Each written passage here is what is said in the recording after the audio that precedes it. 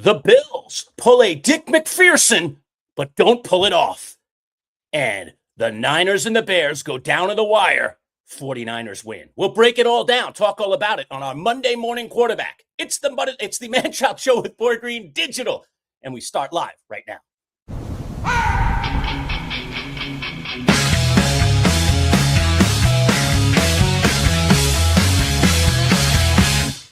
Let's go! Manchild wanna talk to you. Cause when comes for, it's always coming to.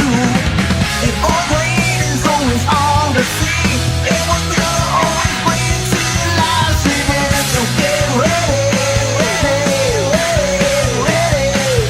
Get ready, cause here they come. Woo! What a great Monday. We're talking football. Man, a lot of things close to or getting decided. As he mentioned, those two games that came down to the wire. I'm probably missing some others, but the Bills going for two. Guts. A lot of people not liking it. I loved it, Boy Green. Absolutely loved it. We can break it down. Was it the right decision? Was it the wrong decision? But I loved it.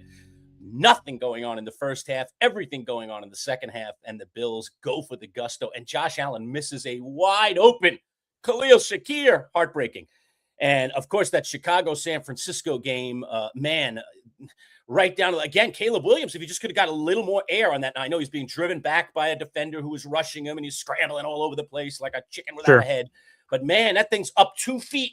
That's a touchdown. That guy is open enough for that thing to get in there, and it doesn't go in there. Unbelievable. And then, of course, at stake during that whole game was, of course, our fantasy matchup, which will not be decided until tonight. But, man, I have to admit, I felt absolutely brutal going into that game. I was like, he's got me.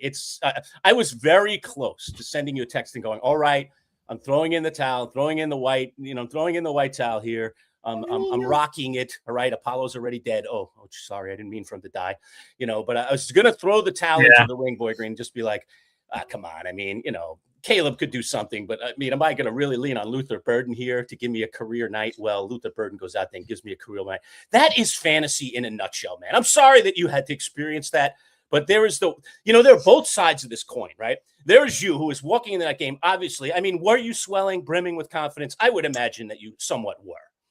I was still, there was it's funny. Not over. Of course it's not over. With Bijan Robinson still to play, it's not over, of course. No, it looks unlikely, but we'll see what happens tonight. But no, heading into the game, I was just with a 50-point lead with what you ultimately have 3 players remaining after Tucker finishes off. And I'm like, a 50-point lead, and I knew I had one more player tonight. I'm like, I feel good, but I knew I could have been better because like a decision I was weighing during the holidays was like, I wanted to get Stephon Diggs in the lineup, and I wish we just had an extra position where you had to start a guy and I had to start a guy, and then it'd be easy. I'm starting Stephon Diggs, but I just battled it all weekend with Justin Jefferson or Stephon Diggs, and I'm like, man, how do you bench Justin freaking Jefferson? If even though it's Max Brosmer at quarterback, just throw it every time to Justin Jefferson, and he should just get volume. So I went back and forth. I'm like, I just can't do it. I have to play Justin Jefferson. I did. He scored 7 points. And I'm like, God, that's going to kill me over the weekend if Stephon Diggs goes off. And he went off. And so, yeah, that could have given an extra 15 points of cushion. So heading into Sunday Night Football, I was beating myself up that it wasn't a larger gap. I would have felt better because all I said in my head was this: give me Kyle Pitts in between a 10 and 15 point lead, and I feel good that it's going to handle it. Because even if Bijan goes off, I have enough cushion to swallow it. But now I looked at it, I'm like, oh, I don't know.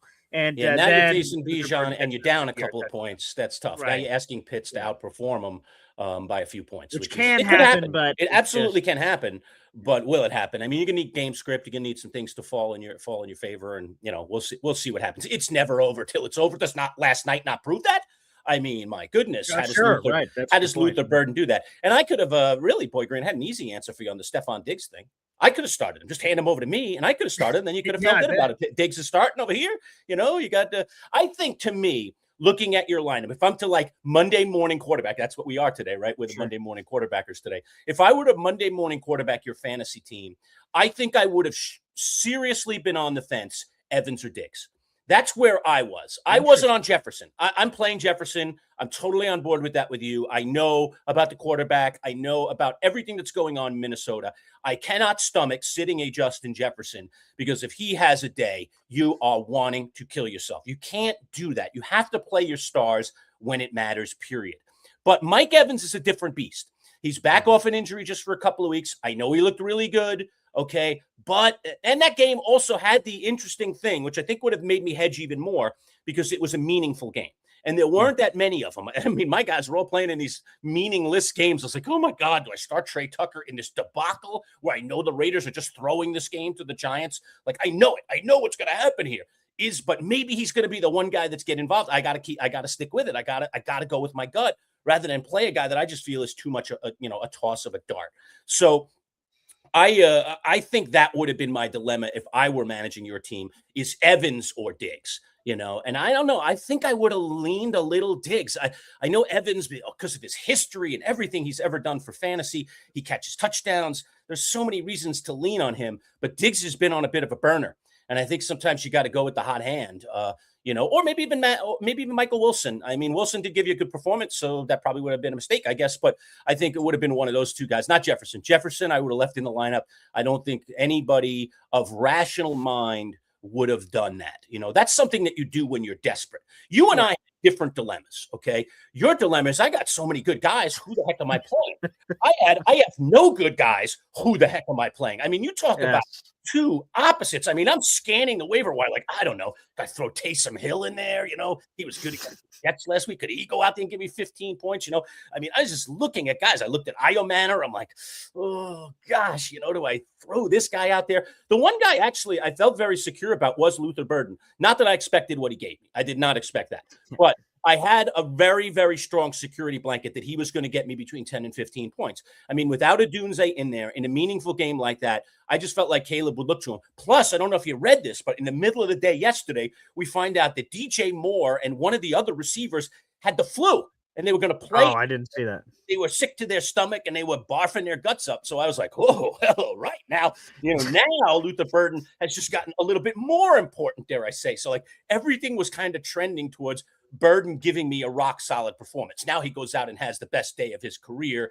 Caleb Williams is in this shootout. I am like in the first half, in the first quarter, I'm like, this is exactly what I need. Throw it, baby. Just chuck it all over the yard. Forget about those dopey running backs and throw.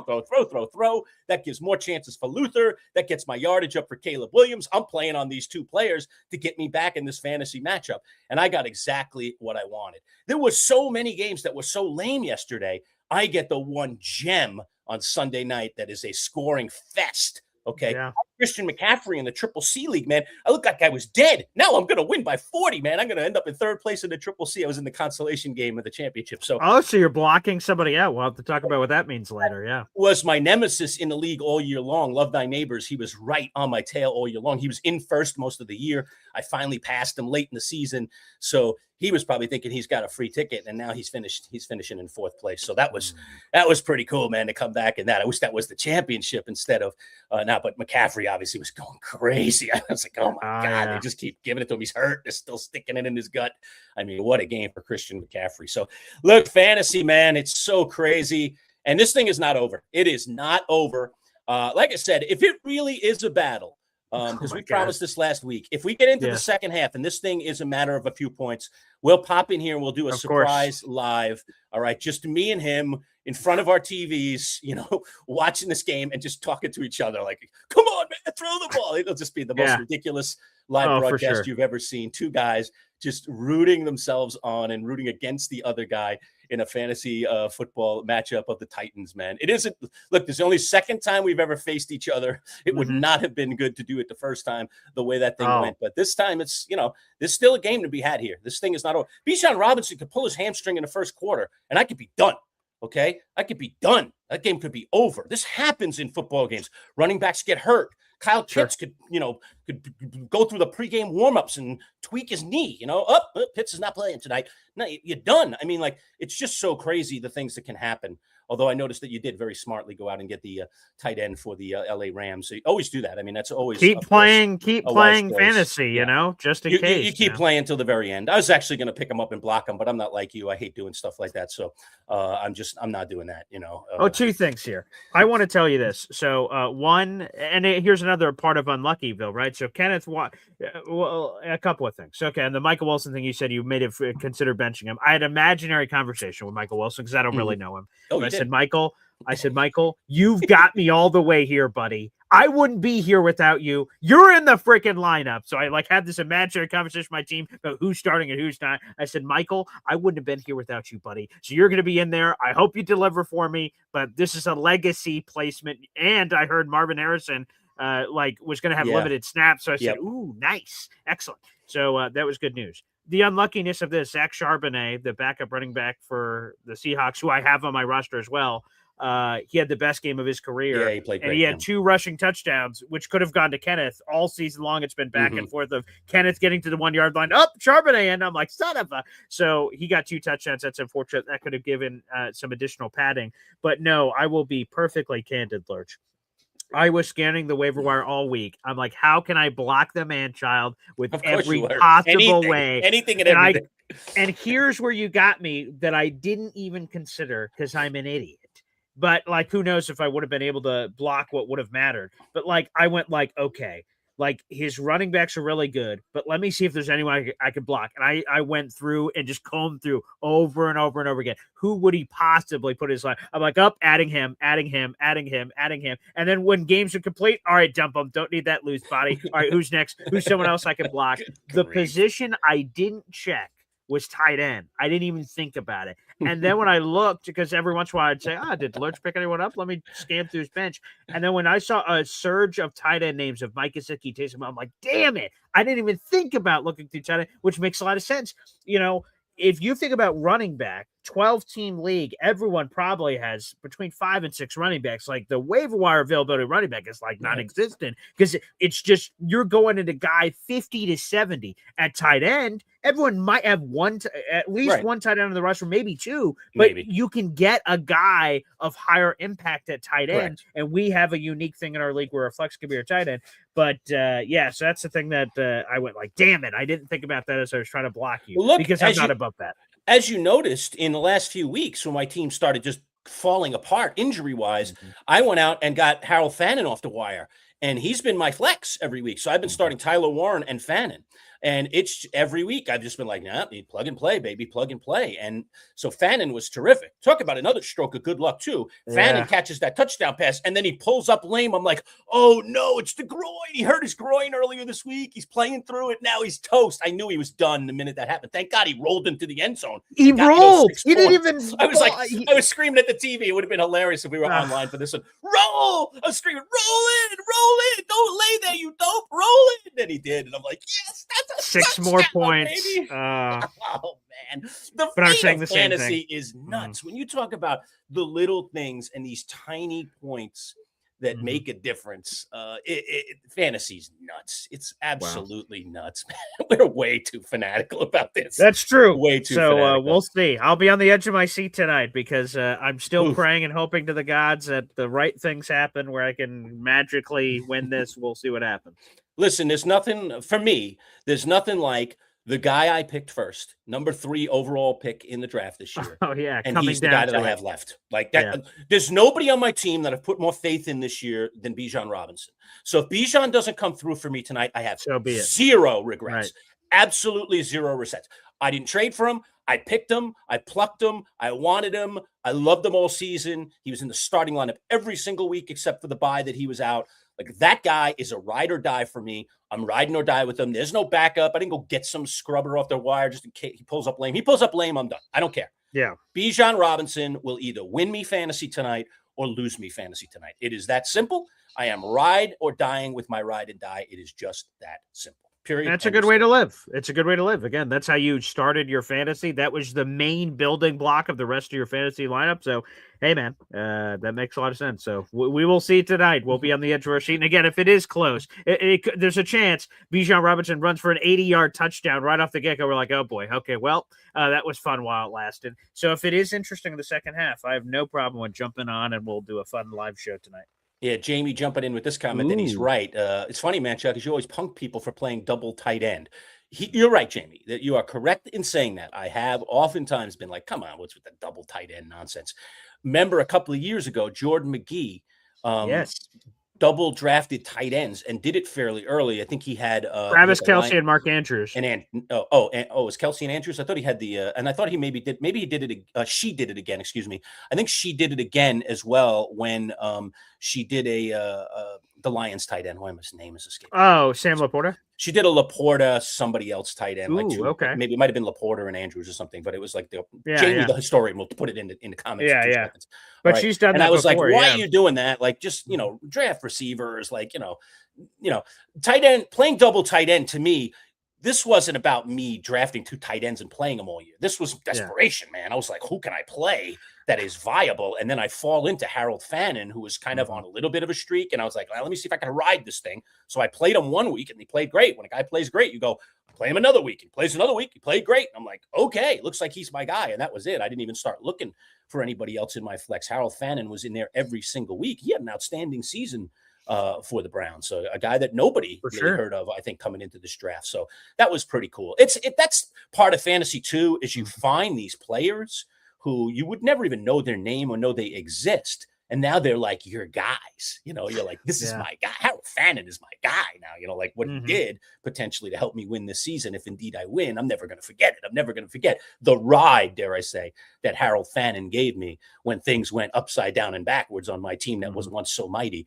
that fell apart, fell to pieces at the back end of the season. So one more to go. Monday Night Football. It's going to be a blast, folks.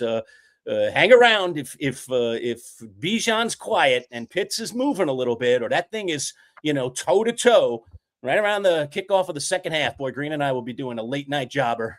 We will absolutely mess with each other right down to the wire and congratulate whoever ends up winning this thing. So, but it's been a great season. It's a fun season, and win or lose, it's been a fabulous fantasy season. I think anytime you finish in first in a regular season, it's very, very rewarding. Of course, you want to win the whole thing, but to me, I always think the winning the regular season is the hardest thing to do. The playoffs, there's so much luck involved, and just little things that can just take you down that you don't even expect. So, but what a great season from everybody. So one more to go. It's going to be awesome. Fantastic. Yeah, real quick, just because we're swimming in fantasy waters, Lurch, we could give some shout outs to our, if it's decided for some people or not, the Chumps League.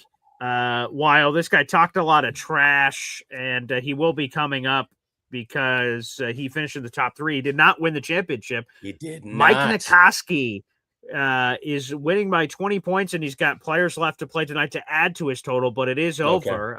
Mike Nikoski is back. Bravo. Mike he is won back. the Chumps League. Third time now. He's gone down twice and come back now twice. Remarkable. And it's pretty cool. I want to give a shout out to this. Breaking the fourth wall here. We had an emergency in our Champs League where someone that was supposed to be at the live fantasy draft could not make it. And we started to go, okay, well, and it was hours before this draft was supposed to. I'm like, we need to start making calls. I'm like, I got to be on the edge of my seat. We need to get somebody here. We can't have an empty chair to draft. No, of course not. That's going to ruin everything. I don't want to auto draft to be stupid and we have a party and then we ruin the atmosphere. So I'm vetting through possibilities. And one of the possibilities was Mike Nikoski, who had other plans. He says, I don't think I could do it, but if you absolutely need someone, I would have. And now he punches his own ticket to get back. There's nothing like earning it that way as opposed to finding it in that way. So a big shout out. I want to give a shout out to Mike Nikoski here. And I see in our Triple C League, one of our guys, John, has 121 points. He is done. He has no more players left. But Vrabel's Rage, Jeff, who's been talking about coming up to this league for a while. The trash talker. Yep. Yep, he's down 27 points, but he has Matthew Stafford and Bijan Robinson. He is projected to win the championship, probably will. and he would also punch his ticket in. That looks very good for him. We'll see if that ends up He's happening. the guy that knocked me out, man. He's the guy that knocked me Yeah. out last round, man. He had a good week against me. It looks like he's going to have 2 in a row. So I was hoping I could win that league, but he knocked me out last week. So looking good. And shout out Looking one good. more to the Quad Cities League. The best team in any of our leagues is Big T Thomas. He had a 13-1 regular season, and he is finishing off. He has already won, and he is finishing off his championship. He is projected to score 160 points. He already has 114. He's got Puka Nakua, Drake London tonight, and the other team only has Colby Parkinson, but he has a 30-point lead. So it's over. So congratulations. That's one of the best fantasy seasons we've ever had in any of our shows' history. So shout out to Big T as well. So those are all our champions. Congratulations. All right. So moving on up. Always fantastic, man. When you get to move up, there's a good feeling. Join a new crew of fantasy players and hope to make your way to the live draft, which is fantastic. So, all right. That's enough on fantasy for now until tonight. When the final countdown, the final showdown, myself and Boy Green. But man, what a flip of the script that was on Sunday Night Football. Wow. Whew. I stayed up for every last. I did as well. And to be honest with you, you talk about, again, the little things, and we'll see how this plays out. If Caleb Williams completes that pass or that hook and ladder gets into the end zone, okay, we get a whole different situation here. Caleb gets another 4 points for the touchdown, right? Whatever the yards is, correct.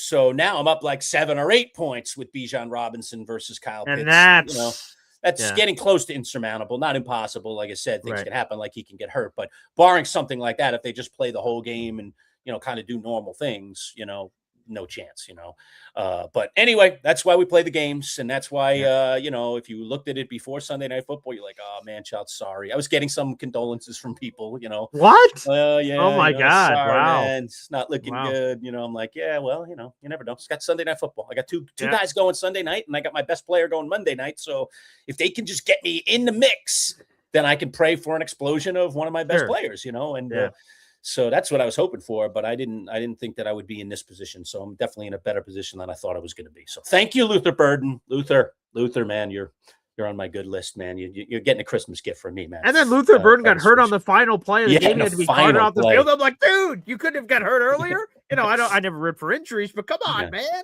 It's a quad, they said. He looks like he's going to be okay, but good for maybe, maybe with not as much at stake next week, they'll sit him and get him ready for the playoffs. Probably. I'll tell you what, he looked darn good in that game. I mean, he's a guy that a lot of people liked coming out of the draft and had a couple of flashes during the regular season, but that was kind of his, his coming out party last night. That was for sure, no doubt. An exceptional game for him when they needed him in the shootout. They needed him to be a guy, and he was a guy last night. That was really terrific. Caleb was looking for him. It was fantastic. Okay. All right. Well, there were real football games played around this whole thing, too. And as we said, they went down to the wire.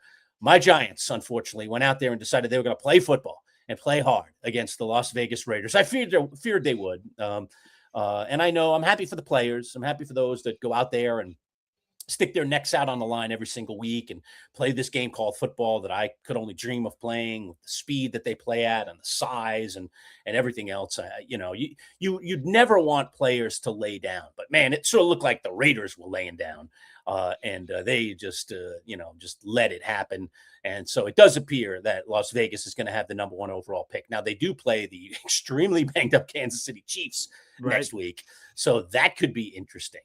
But I still think that Vegas will do everything it can. I mean, they put Max Crosby on the IR, and then we'll get into the video, but Max Crosby puts out a video on Instagram, I think it was, of himself jumping on a trampoline and then shooting baskets in what is obviously his personal gym in his mansion of a house that he has wherever the heck he lives. I'm assuming it's in Las Vegas.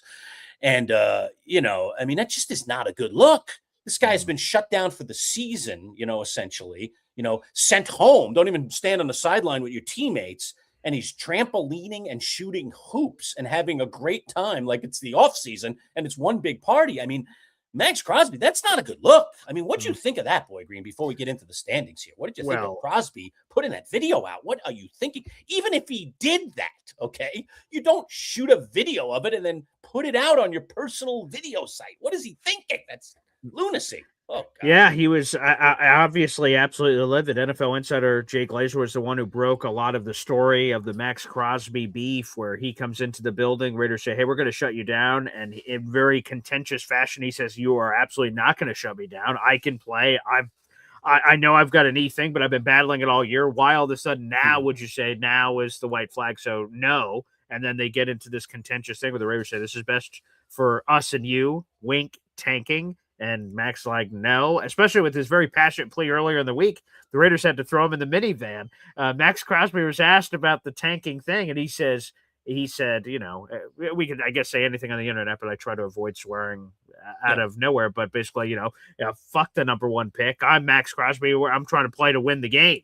And then the Raiders immediately put him on IR. That's interesting timing, by the way, for all that. Sure. But no, I mean, obviously it's a, temper tantrum has a lot of connotation, but he throws a temper tantrum. This was Max. So if I get this straight, this was Max firing back at the Raiders. Oh, yes. How dare you sit me when I'm capable of playing? And let me show the people here that I was totally capable of being out there. But this is you're the one who did this. Yes. So yeah, I'll tell you what. I mean, I wonder, does this raise to the level of the NFL stepping in here and maybe finding the Raiders or looking at this under the microscope a little bit? Because here's a player basically saying, I was equipped to play and my team put me on the IR and sent me home.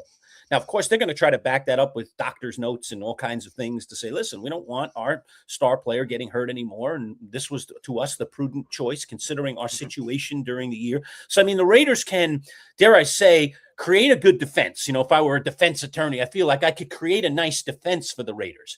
But the league also needs to look at this from a competitive standpoint and say, hey, is this purposeful tanking here? Is this a way of a team working around our rules, essentially, to put a guy on the sidelines who doesn't even want to be put on the sidelines in a game that could decide who has the number one overall pick, which obviously it did. So, boy, that's interesting. Okay. So, and one more, just on Brock Bowers. So when they announced that he was being placed on IR earlier this week, they didn't say he suffered a new injury or anything. They sort of use the same phraseology. They were shutting him down for the year. They're shutting him down for the year. It's best for his future long-term health so he can worry about 2026. Again, same sort of thing. They're a guy that in any normal circumstance would have played in the game, but because the number one pick's on the line, they grenaded him. So that would increase or decrease their chances of winning, which increases their chance of getting the number one pick. That's the same thing. So the NFL should absolutely investigate this because this has been the most apparent level of tanking I've seen in quite some time, especially when you get to this kind of level. That's terrible for the league. That's a terrible look for the league. And you know what? There are ways around this, by the way. Like, you don't IR either one of those two guys, but you do have a sit down behind, private, behind closed doors, and you say, hey, listen, we're in a situation where these games and the outcome are not vitally important to our organization. Our future is more important. Therefore, we're only going to put you out there for a few snaps today, or we're gonna kind of downgrade your play. Like, a coach can always make a decision not to play a guy, but when you put a guy in IR, it's a clear message: we're not playing him. Right. You have no choice anymore. I think people would be more understanding, and the competitive world would be more understanding to a team just playing some of their stars less. Okay, in these situations, it's just like the preseason, right? We go, all right, go out there and do a series, guys. All right, and that's it. First team, all right, off the field, let's go. Second teamers out there. You just want to give them some reps, give them a little bit. So you could do the same kind of thing, and then it's not so blatant as, we're just going to IR a bunch of guys so that we have no choice but to play other guys the entire game, and as a result have a much weaker team. I don't like it. Look, the Giants don't need the number one overall pick, which is, I'm sure, part of why they continue to play hard or whatever. They don't need it. They have a quarterback. They believe he's their future. They're going to get a very high pick no matter what. So, they're in a great position. But again, that position would have been enhanced because they are a team not in need of quarterback health. We all know that the number one pick typically almost every year, as long as there's a viable guy out there, goes to a quarterback because everybody needs him so bad. And the Giants could have gotten assets. So now the Giants will lose some assets here. by not having that number 1 overall pick, assuming Vegas doesn't win next week. And, I know Right. mathematically the Giants are still in this, so I know it's not over yet, even though they are a game behind. If they slip back into a tie with the Raiders, there's a very good chance the Giants would pass them based on the schedule. So the Giants would have to lose, obviously, and the Raiders would have to win. What about Giants and Jets? Where do they stand against each other? Yes, so Giants have a significant strength of schedule advantage over the Jets, so it's significant. But here's an interesting fact, right? So if the Giants beat the Cowboys, who knows what the Cowboys' motivations are in the final week of the season? Right. Lurch, right now your Giants are picking 2. Not what you wanted, but still not bad. No. If the Giants win, they would fall all the way to 7 if they win. Bad. That's so bad. Because their strength of schedule is 531. So against all the 3-win teams, they have the advantage. Problem. However, against the 4-win teams, Cleveland and Washington have a much different strength of schedule, which would leapfrog the Giants. So again, they pick at 2 right now. If they were to win, and I guess Cleveland and Washington would each have to lose, but they've been losing a lot, so that's very possible. You could drop to as low as 7. That's the lowest you can drop, but 7, 2 to 7, that's a massive gap of players you can acquire. And you know what? That would be so Giant-like, because this is what we've done in recent seasons. I mean, you and I, we've been on the Giants for years and years, covering them on the radio show, and the Giants just find ways to win these meaningless games 2 years in a row, or 2 within 2 and 3 years.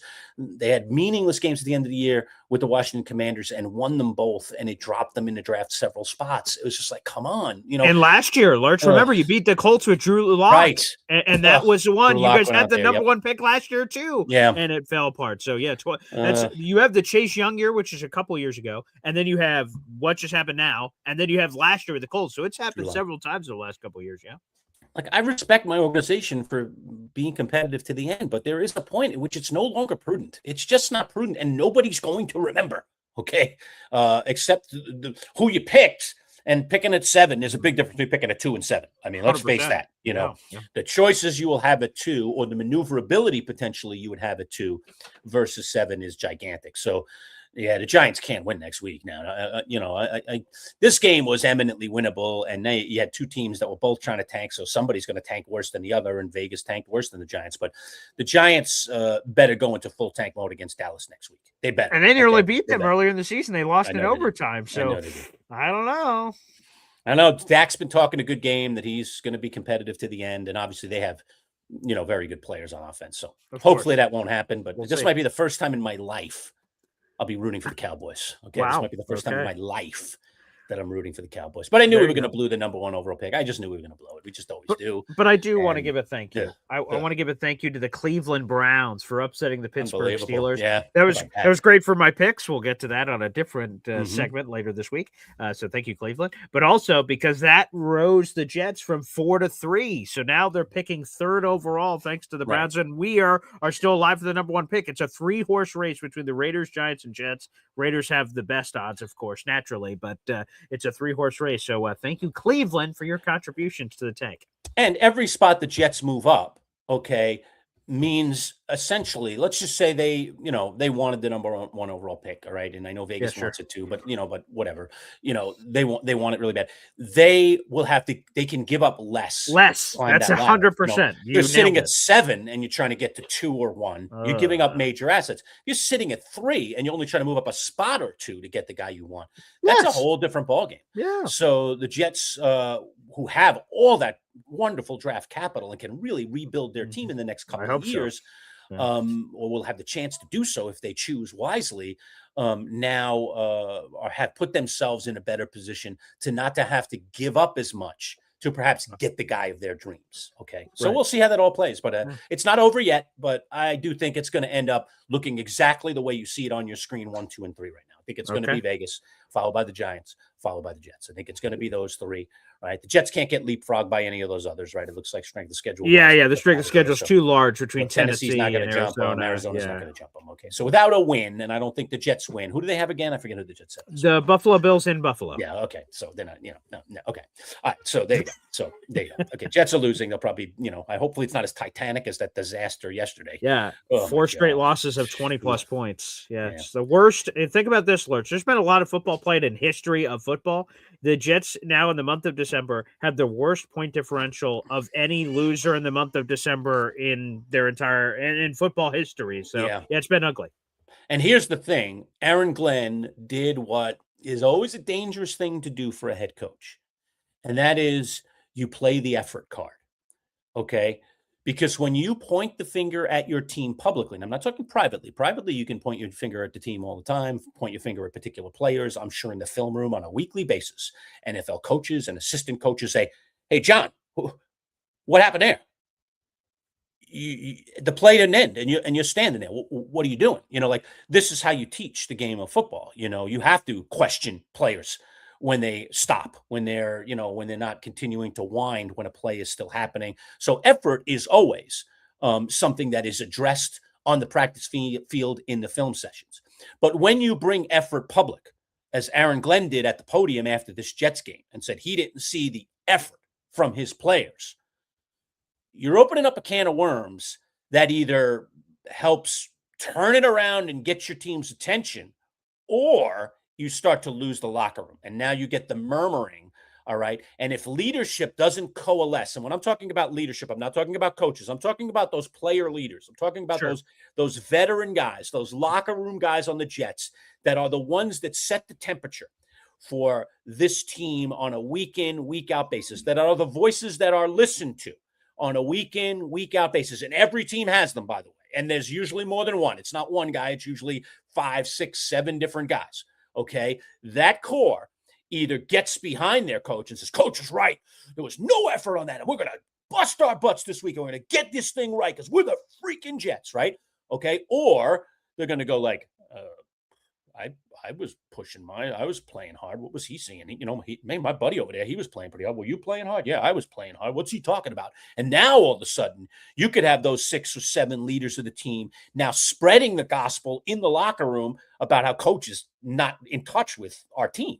That wasn't lack of effort. I mean, that had nothing to do with effort.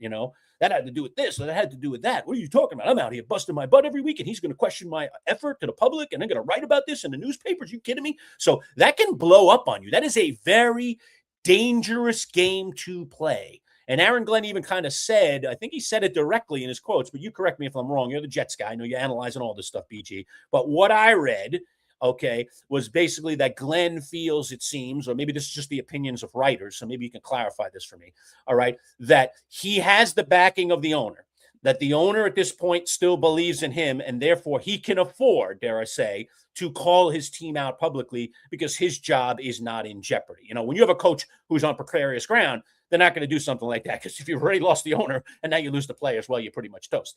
So he feels like he has ownership at this point still in his hip pocket. After all, he did sign a 5-year contract, for crying out loud. He is a former Jet. There's a lot of ties here between him and Woody Johnson. And he was, dare I say, throwing the rose petals at Woody's feet, even after that debacle of a loss yesterday. He feels like he has management support. Therefore, he can go that direction. But I think it's a very slippery slope. Give me your take on that.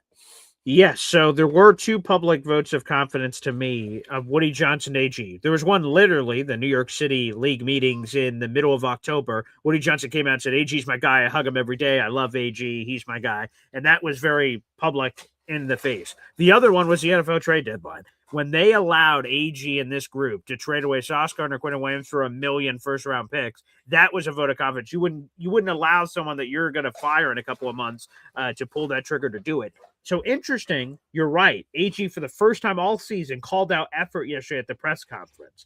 And he said, for the first time, I didn't see effort. I questioned it. AG had one of the fastest backpedals of his career, Lurch, because AG spoke right before we did this live show. Oh, did he? Okay, that's right. Interesting. He on Mondays. That's right. He does. And AG, a cornerback, is used to backpedaling, but the backpedal I saw this morning was interesting. Interesting. In his opening statement, right? So he addresses the media in a Zoom fashion in this new world. On Mondays, it's Zoom. The rest of the week, it's in person. And he said, "You know what? After reviewing the tape, I take back what I said about effort. The effort was not the problem.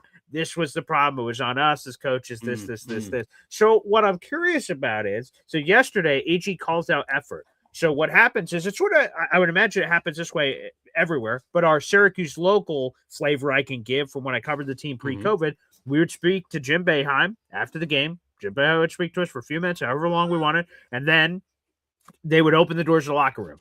And we, the media, would, okay, thanks, coach, Syracuse basketball head coach Jim Boeheim at the time. We go to the locker room, and sometimes we'd say, hey, O'Shea Brissett, I don't know if you heard, but coach just said this at the press conference. Your thoughts. Mhm. We want Yeah. your reaction to what he just Right. said. Try and get him hot off the presses. Yep. Yeah. So it sounds like that's what happens in all sports, because what happened was AG, Right. spoke to the media. Media goes, oh, interesting. Oh, effort is in question. Interesting. Locker Let me room. go talk to some of those leaders about effort. Exactly what I was just saying, right?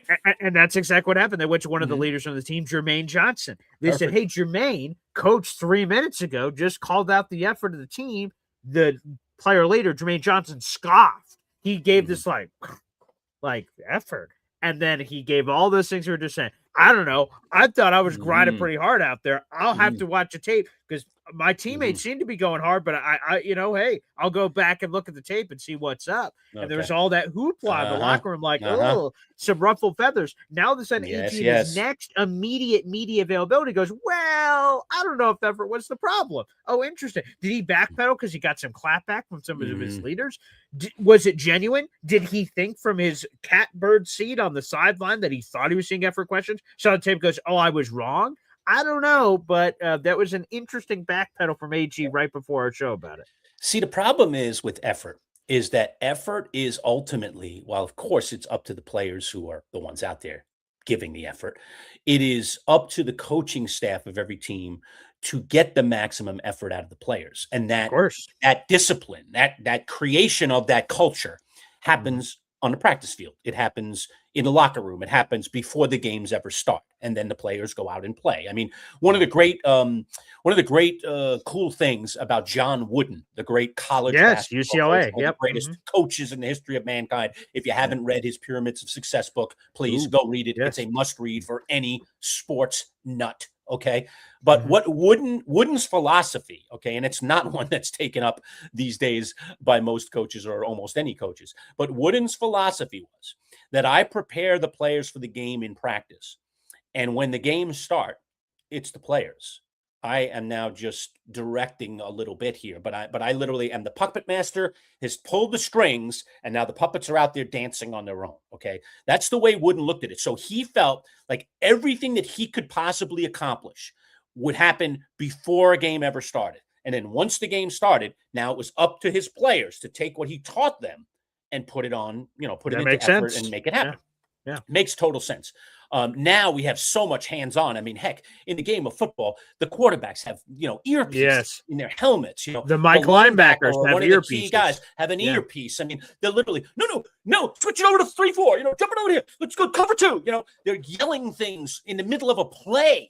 Okay. And that person is audibling to the rest of the players on the defense or the offense, what they're going to do or what the changeup might be. I mean, the hands of the coaches are so in on everything now.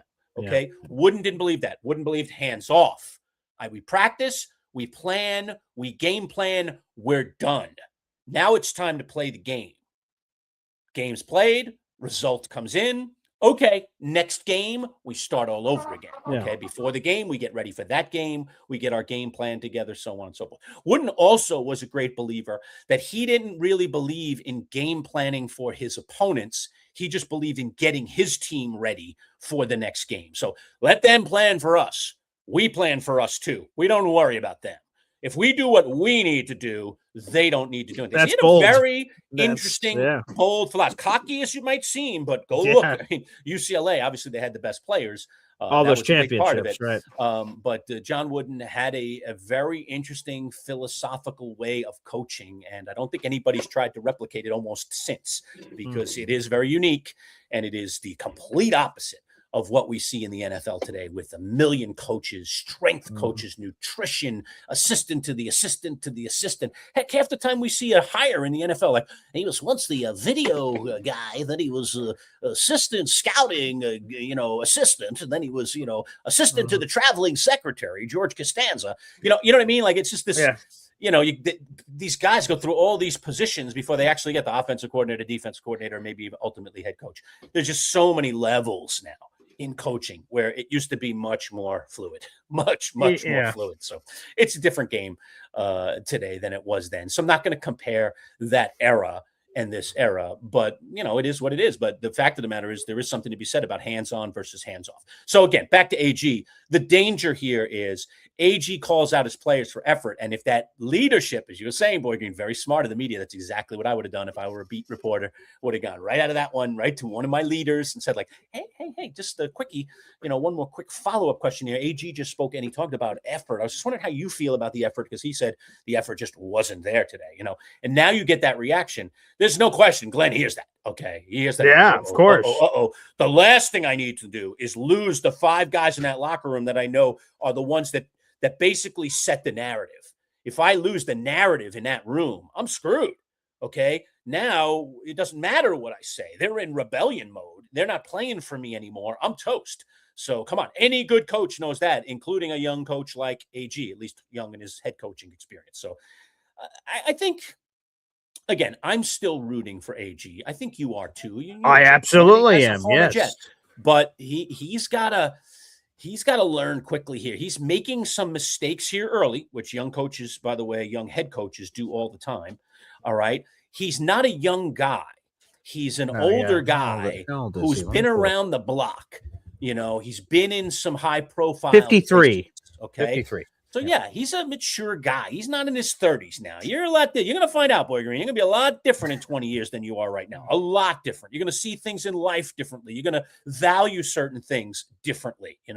I'll make a very quick analogy. I don't want to get off track here, but my quick analogy is fantasy football. Perfect example. Okay. Yeah. So we're playing for the chip tonight. I'll be thrilled if I win. You'll be ecstatic if you win.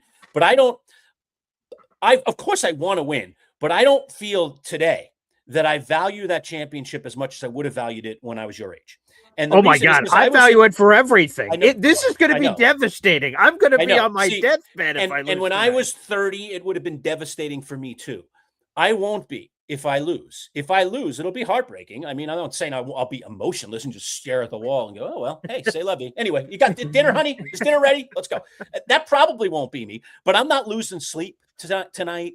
I'm not, I'm not waking up tomorrow morning like, oh man, I don't even want to do anything today. Like that will not happen. Probably when I was 30, it would have, because I was that crazy competitor.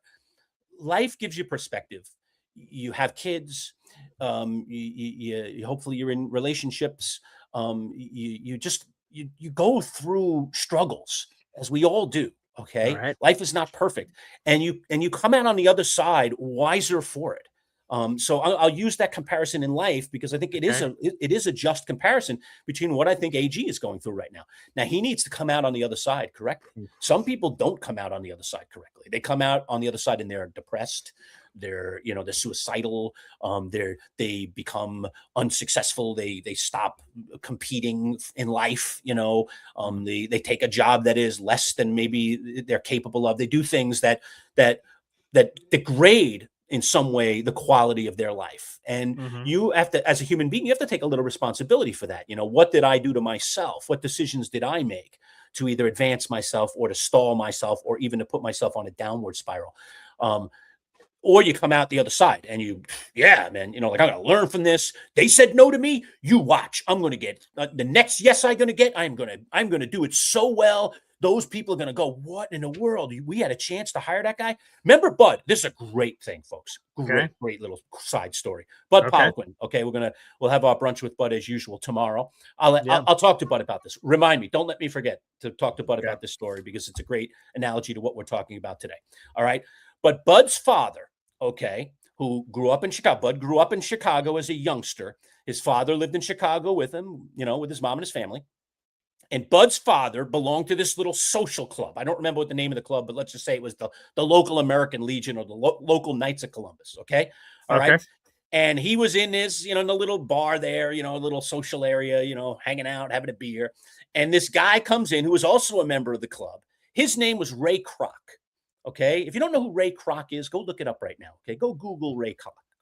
Okay. Ray Kroc essentially is the genius of McDonald's. He is the guy that blew McDonald's up into the massive franchise that it is today. Ray Kroc was a multi-millionaire, if not a billionaire. By the time I don't think he's with us anymore. But Ray Kroc. He died in 1984. 84. Okay. Ray Kroc, great movie. The Founder. Michael Keaton plays Ray Kroc. Oh, I've not seen that yet. I've have to see wanted The to see Founder. it. Oh, you got to okay. see The Founder. Great movie. Okay. Yeah. So you'll learn a little bit about the story of Ray Kroc in The Founder. Okay. Cool. So Ray Kroc becomes the head of McDonald's and, Okay. turns it into the McDonald's that we know today, the monster, the international monster that is McDonald's. Ray Kroc walked into this social club in Chicago. The where same Ray Kroc. Same Ray Kroc. Okay. Okay. He was a pal of Bud, whatever, Arthur Poliquin Sr.'s. I think Bud's father was Arthur also. Yeah. All right. Okay. Arthur Poliquin Sr.'s buddy. He's a buddy, Wow. a social member, an American Legion member that he hung out with, had beers with. Nice. So he came in and he says, I got this great idea for a hamburger joint. I'm looking for investors. And Bud's father, essentially, this is Bud's telling the story. We'll get him to tell it again tomorrow. Basically said, fast food hamburgers? Get out of here. This is the dumbest idea I ever heard. Okay. And so, of course, he didn't invest. And if he had been, dare I say, one of those ground level investors in Ray Kroc's business, AKA McDonald's, who knows where Bud would be today? Who knows what his family would have, the millions that his family could have made, and so on and so forth. They might have changed the course of their lives. Okay.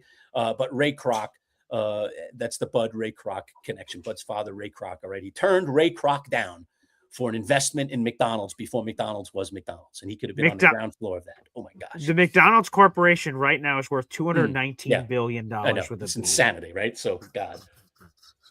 What could have been? That's like, buying Apple stock when it was $1, and then blah, like some people did that and made, or Google, or you name it, one of the stocks of one of those tech companies that we knew nothing about, and now have become the monsters that so anyway, great little story about Bud's father. But again, it all goes back and relates to AG breaking through that wall in AG. And so AG is a young head coach. He's not young in years, which I think gives him an advantage as a human being. He has to take those things that he's learned in life and apply them very, very quickly to this head coaching situation with the Jets. And he has to get this thing turned around starting next year. And a big, big part of this, obviously, for the Jets will be that draft, will be these next 2 years of drafts and the picks that they made, because they have a ton of them. And will they choose wisely? So they're going to have to get on that. They're going to have to make that work. And then he's got to continue to, quote, change the culture, which I don't think, in my opinion, watching it from afar, he's been able to accomplish this year. Because when you get to the end of the year, you're 2 games from the end of the year. They have one more game to play. And you pick the game before the last in the post game to call out your team on effort. I think a wiser coach wouldn't have done that, even if they thought that was true. Yeah.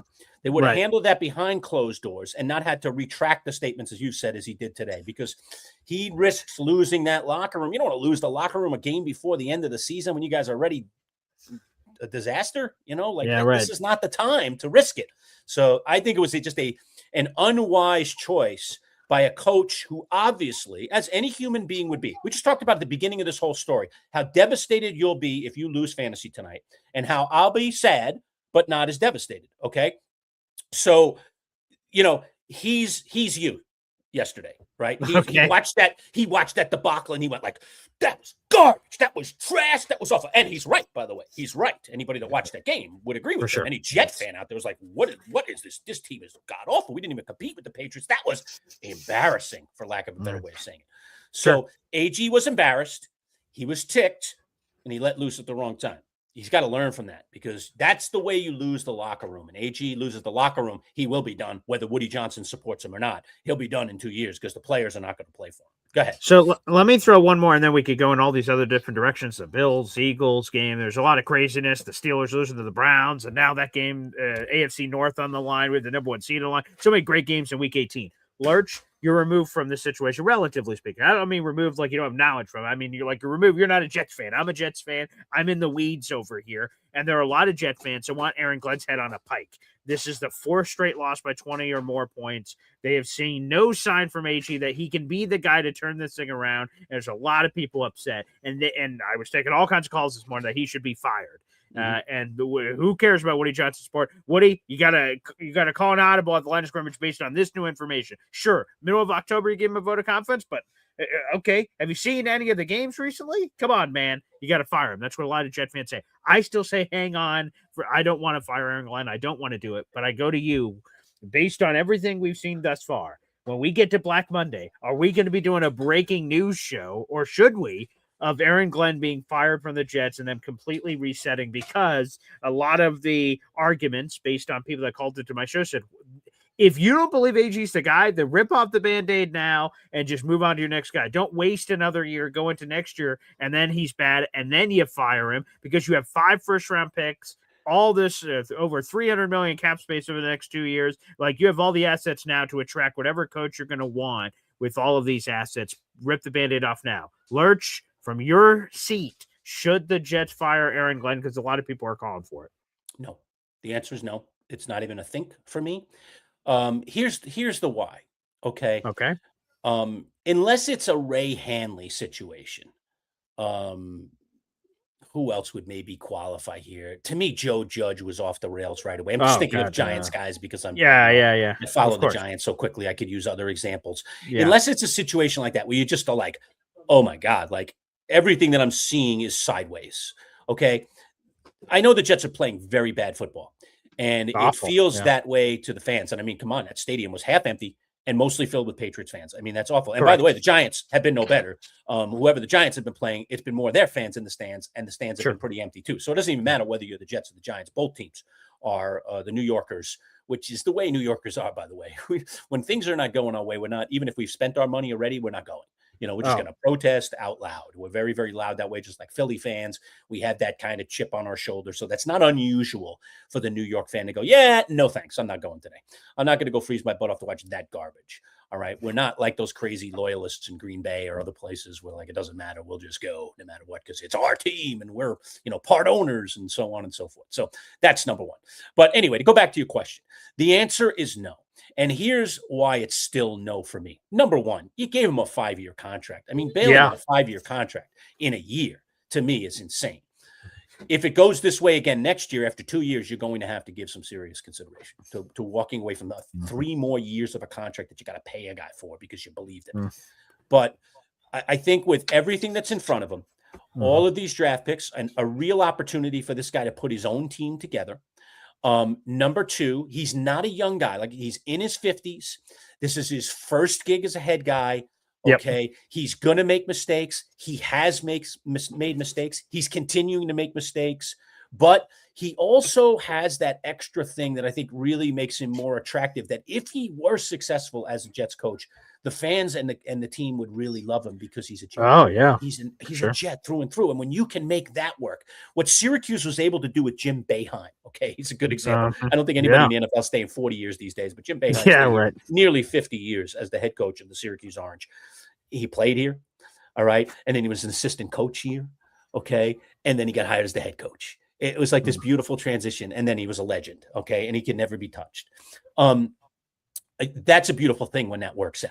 So it's too early. And if you had asked me this question, you told me you were going to ask me this question in advance, Boy Green, I could have gone out and gotten you like 5, probably even 10 phenomenal examples of great coaches that even won championships that were awful in their first year. I'm pretty sure Jimmy Johnson was, okay? If you want to go look it up quick, Boy Green, that popped into my head right away. I'm pretty sure Chuck Noll was. Okay? Yeah, Jimmy's first year was 1-15. That's 1-15.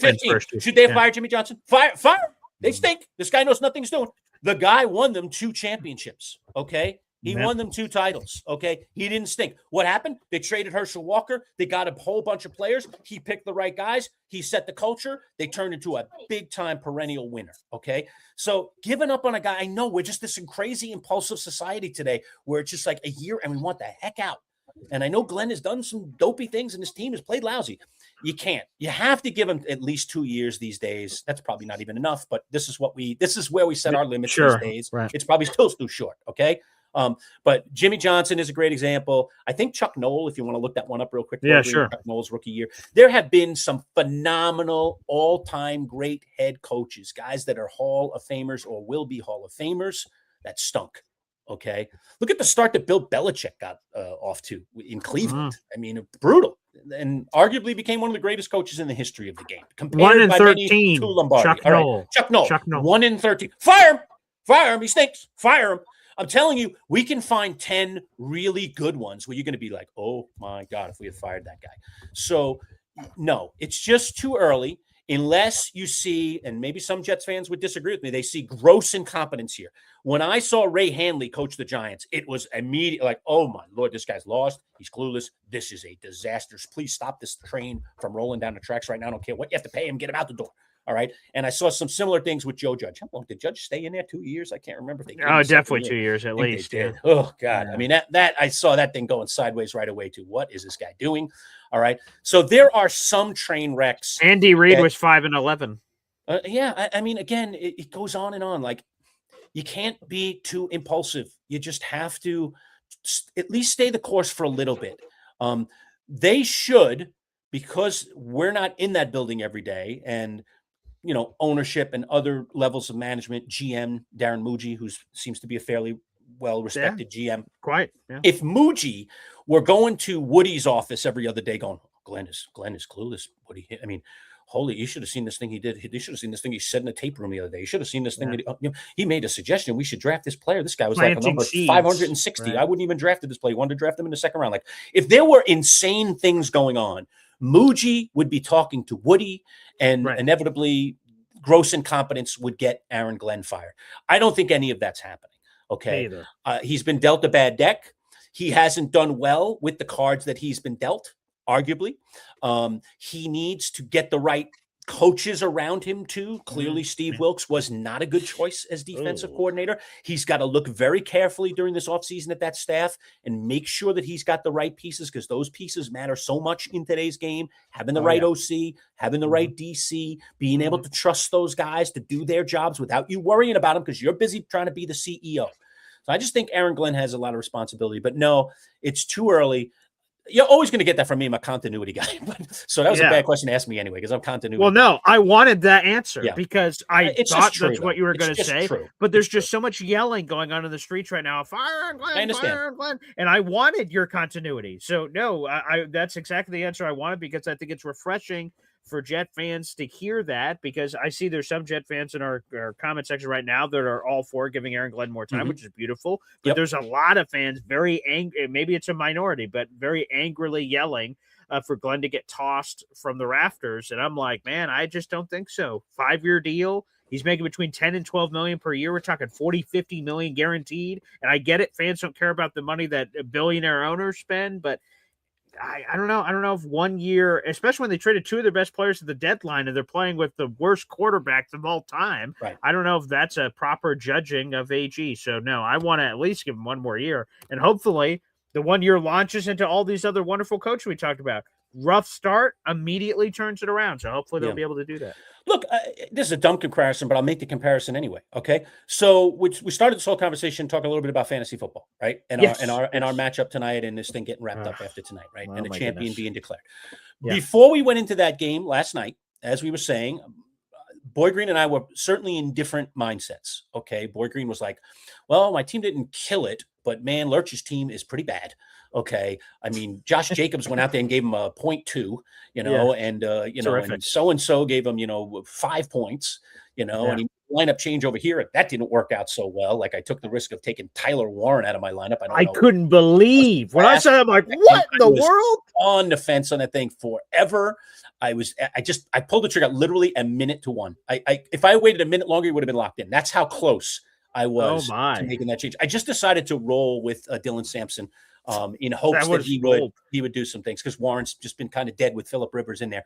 It didn't turn out to be a huge difference, but it's a 4-point difference. It could be if this thing ends up close though. Oh my God, could you believe that? But whatever, you got to live with the decisions you make. But I shouldn't have done that. That was stupid. I'm pissed that I did it. But whatever, it is what it is. Okay, you just do these crazy things. Desperate times call for desperate measures. I had a different philosophy. But anyway, get to my point. All right, so we had different mindsets going into last night. Okay, I was. You're screaming Jet fans, okay? Get this guy out of here. He sucks, this team. Did you see that embarrassing garbage that they put out there against the Patriots? And last week, just as bad. And the week before, what the heck? What is wrong? These suck. Get this guy out of here. Hose him out now. Cut your losses. Let's find somebody who's competent.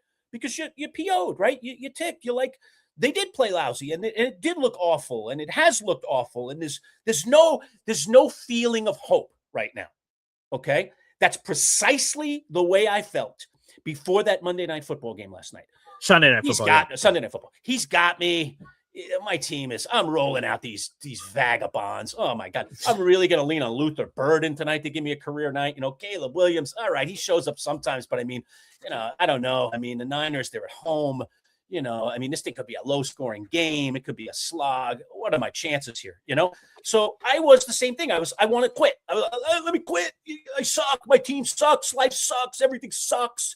It's not fair. My team is so good and it's all hurt now. And I have to play all these scrubs. And look, I'm going to lose the championship because of all this stuff. I had all of those thoughts running through my mind. Just like these fans, you become neurotic. You become a nut.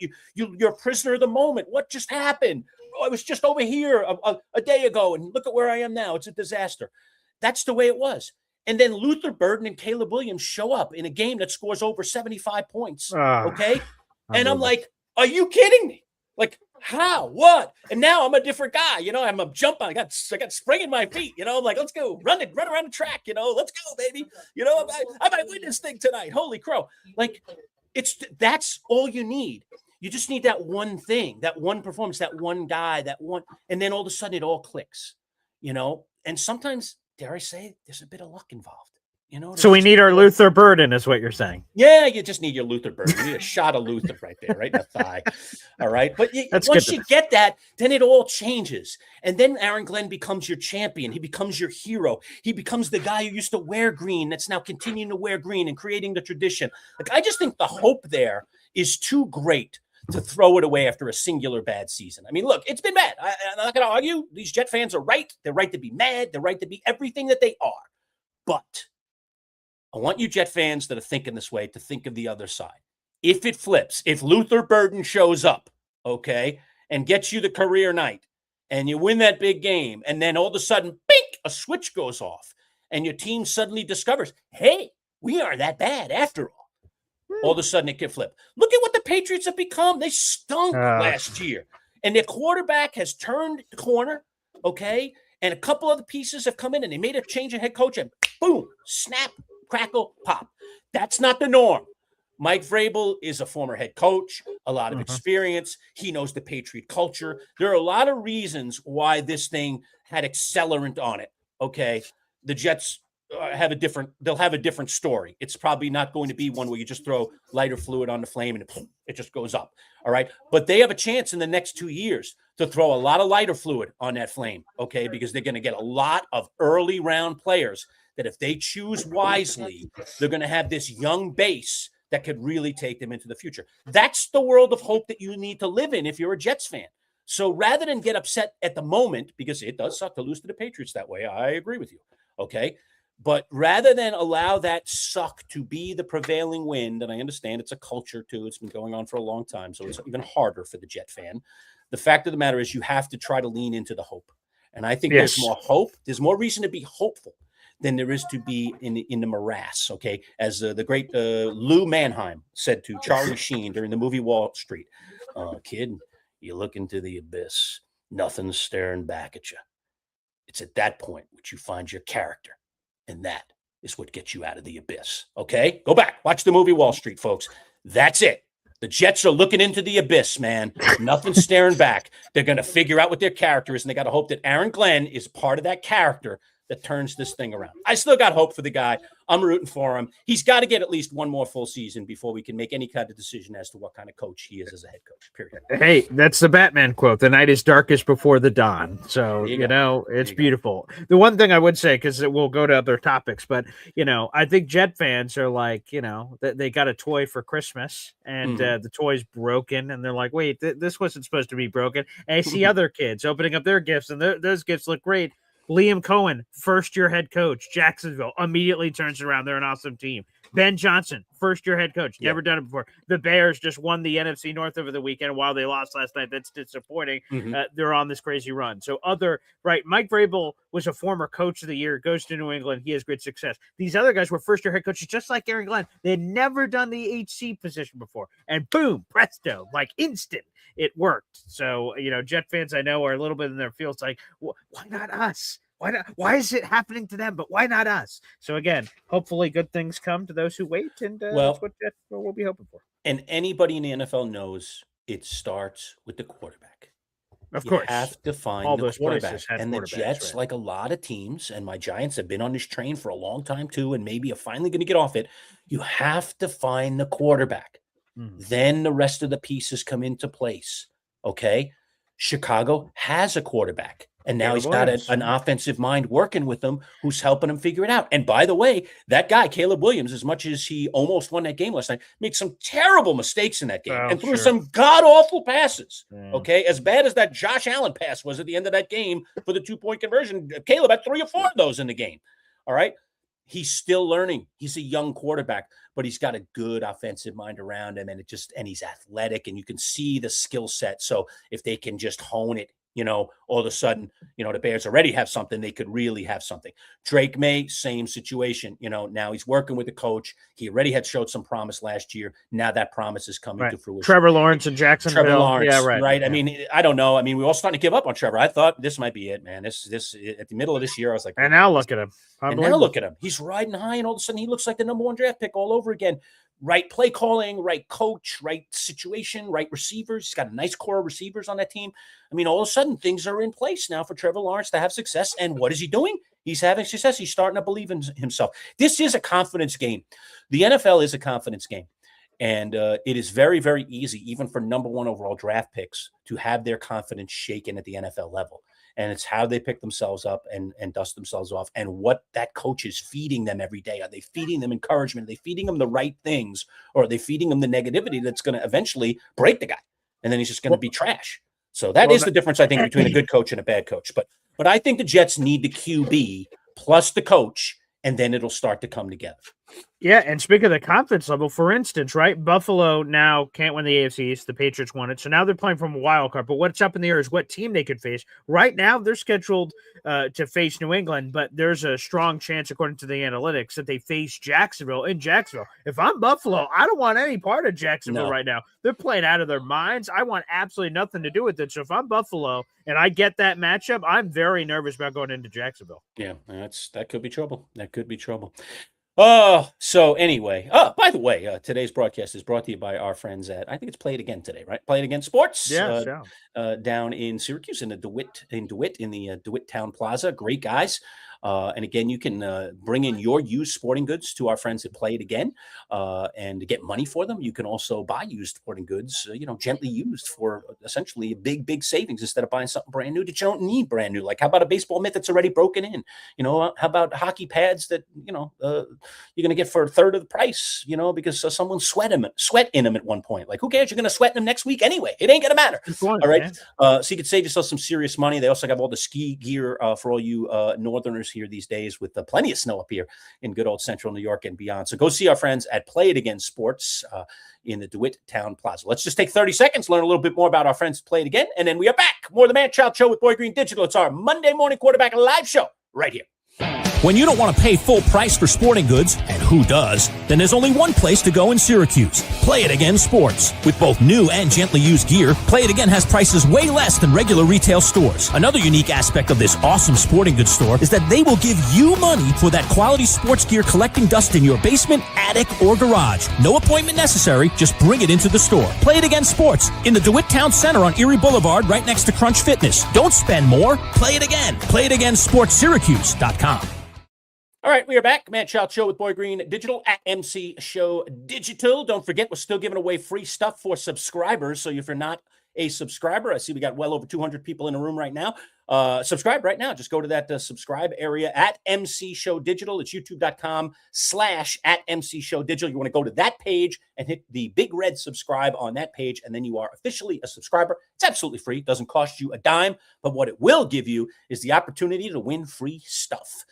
We just gave away an autographed Slapshot Hanson Brothers photo that's on its way to our friend John Hepner, who won that over the break. Boy Green is getting ready to give away this program. Go ahead, Boy Green. Tell them all about it.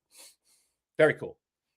He's going full screen. Yes, here it is. The 1972 official New York Jets yearbook cover. All Jet fans that are watching right now on Twitter, YouTube, or anywhere else, Joe Namath and John Riggins, a couple of Pro Football Hall of Famers, are here on the cover. If you're one of our first 450 subscribers, before the show today, we had 17 spots open, so that may have changed. I'll check that here in just a second. But here, We still have spots available. If you want a chance to win this, it's in a plastic covering to keep it pristine. We'll ship that right to you. Again, it's free. We'll pay for shipping. If you're one of the first 450 subscribers to our channel, and again, the channel right here, you could be watching this in a lot of different places on YouTube or Twitter, may have popped in over from Facebook perhaps. But again, this YouTube channel specifically, youtube.com/@MC Show Digital. That's a way to do it. So make sure you guys take full advantage.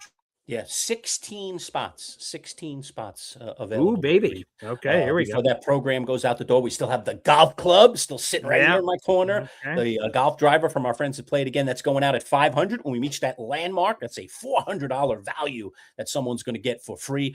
And as I said, I'm working on a 475 little trinket.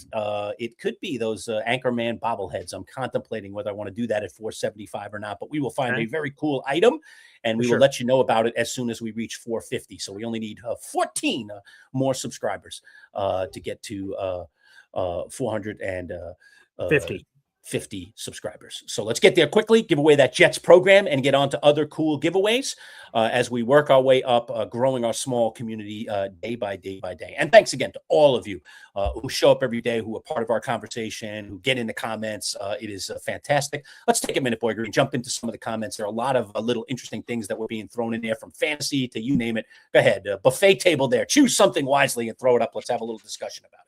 Yes, Big Al says he thinks Max Crosby wants out of Vegas. Jay Glazer suggested such, saying that after all this hoopla, he could be on the move. There would be no shortage of people that'd be interested. Max Crosby's 28 right now. He will be 29 by the start of next season. He turns 29 in August. So Max Crosby would be a piece. He has been he's had at least 7 sacks in every season of his career. And this year, even after getting shut down for 2 games, he still has 10 sacks already on the year. 3 of his last 4 years are double-digit sacks. So Max Crosby could be on his way out. There could be more picks potentially coming there for the Raiders if they decide to hit the eject button from that perspective. I see we have Grove Pete in here. Grove Pete, thanks for commenting in on our YouTube channel here. I have no faith that they will get Mendoza. He's talking about the Jets, Fernando Mendoza. Glenn is the rich Kotite era of Jets coaches, which is not the kind of territory you want to be in. I would say that the Jets are probably, again, you never know. So I don't want to give all these grandeur statements on December 29th, but the Raiders have the best odds again, the number 1 pick.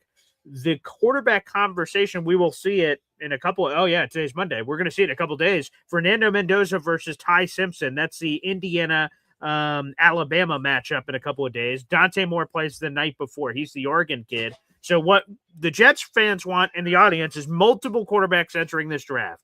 Fernando's very likely going to enter this draft. Dante Moore, you want to enter this draft. Now, all of a sudden, then the Raiders have a choice. Dante Moore, Fernando. If it's just Fernando and everyone else, they get the quarterback, and then the Jets are like, geez, I guess no quarterback for me at this current stage of the offseason. So, personally, I prefer Fernando over Dante Moore, but there's a lot of really smart draft people. Mel Kiper, who's one of my favorite draft people in the business, has Dante Moore as his number 1 overall player on his board, regardless of position.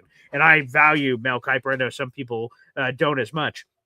So, give me multiple quarterbacks in this thing. But Fernando would be a very interesting guy in Vegas. I'm not sure how that personality and the setting of Las Vegas marinate, but maybe it's a perfect guy out there for Vegas. Who knows?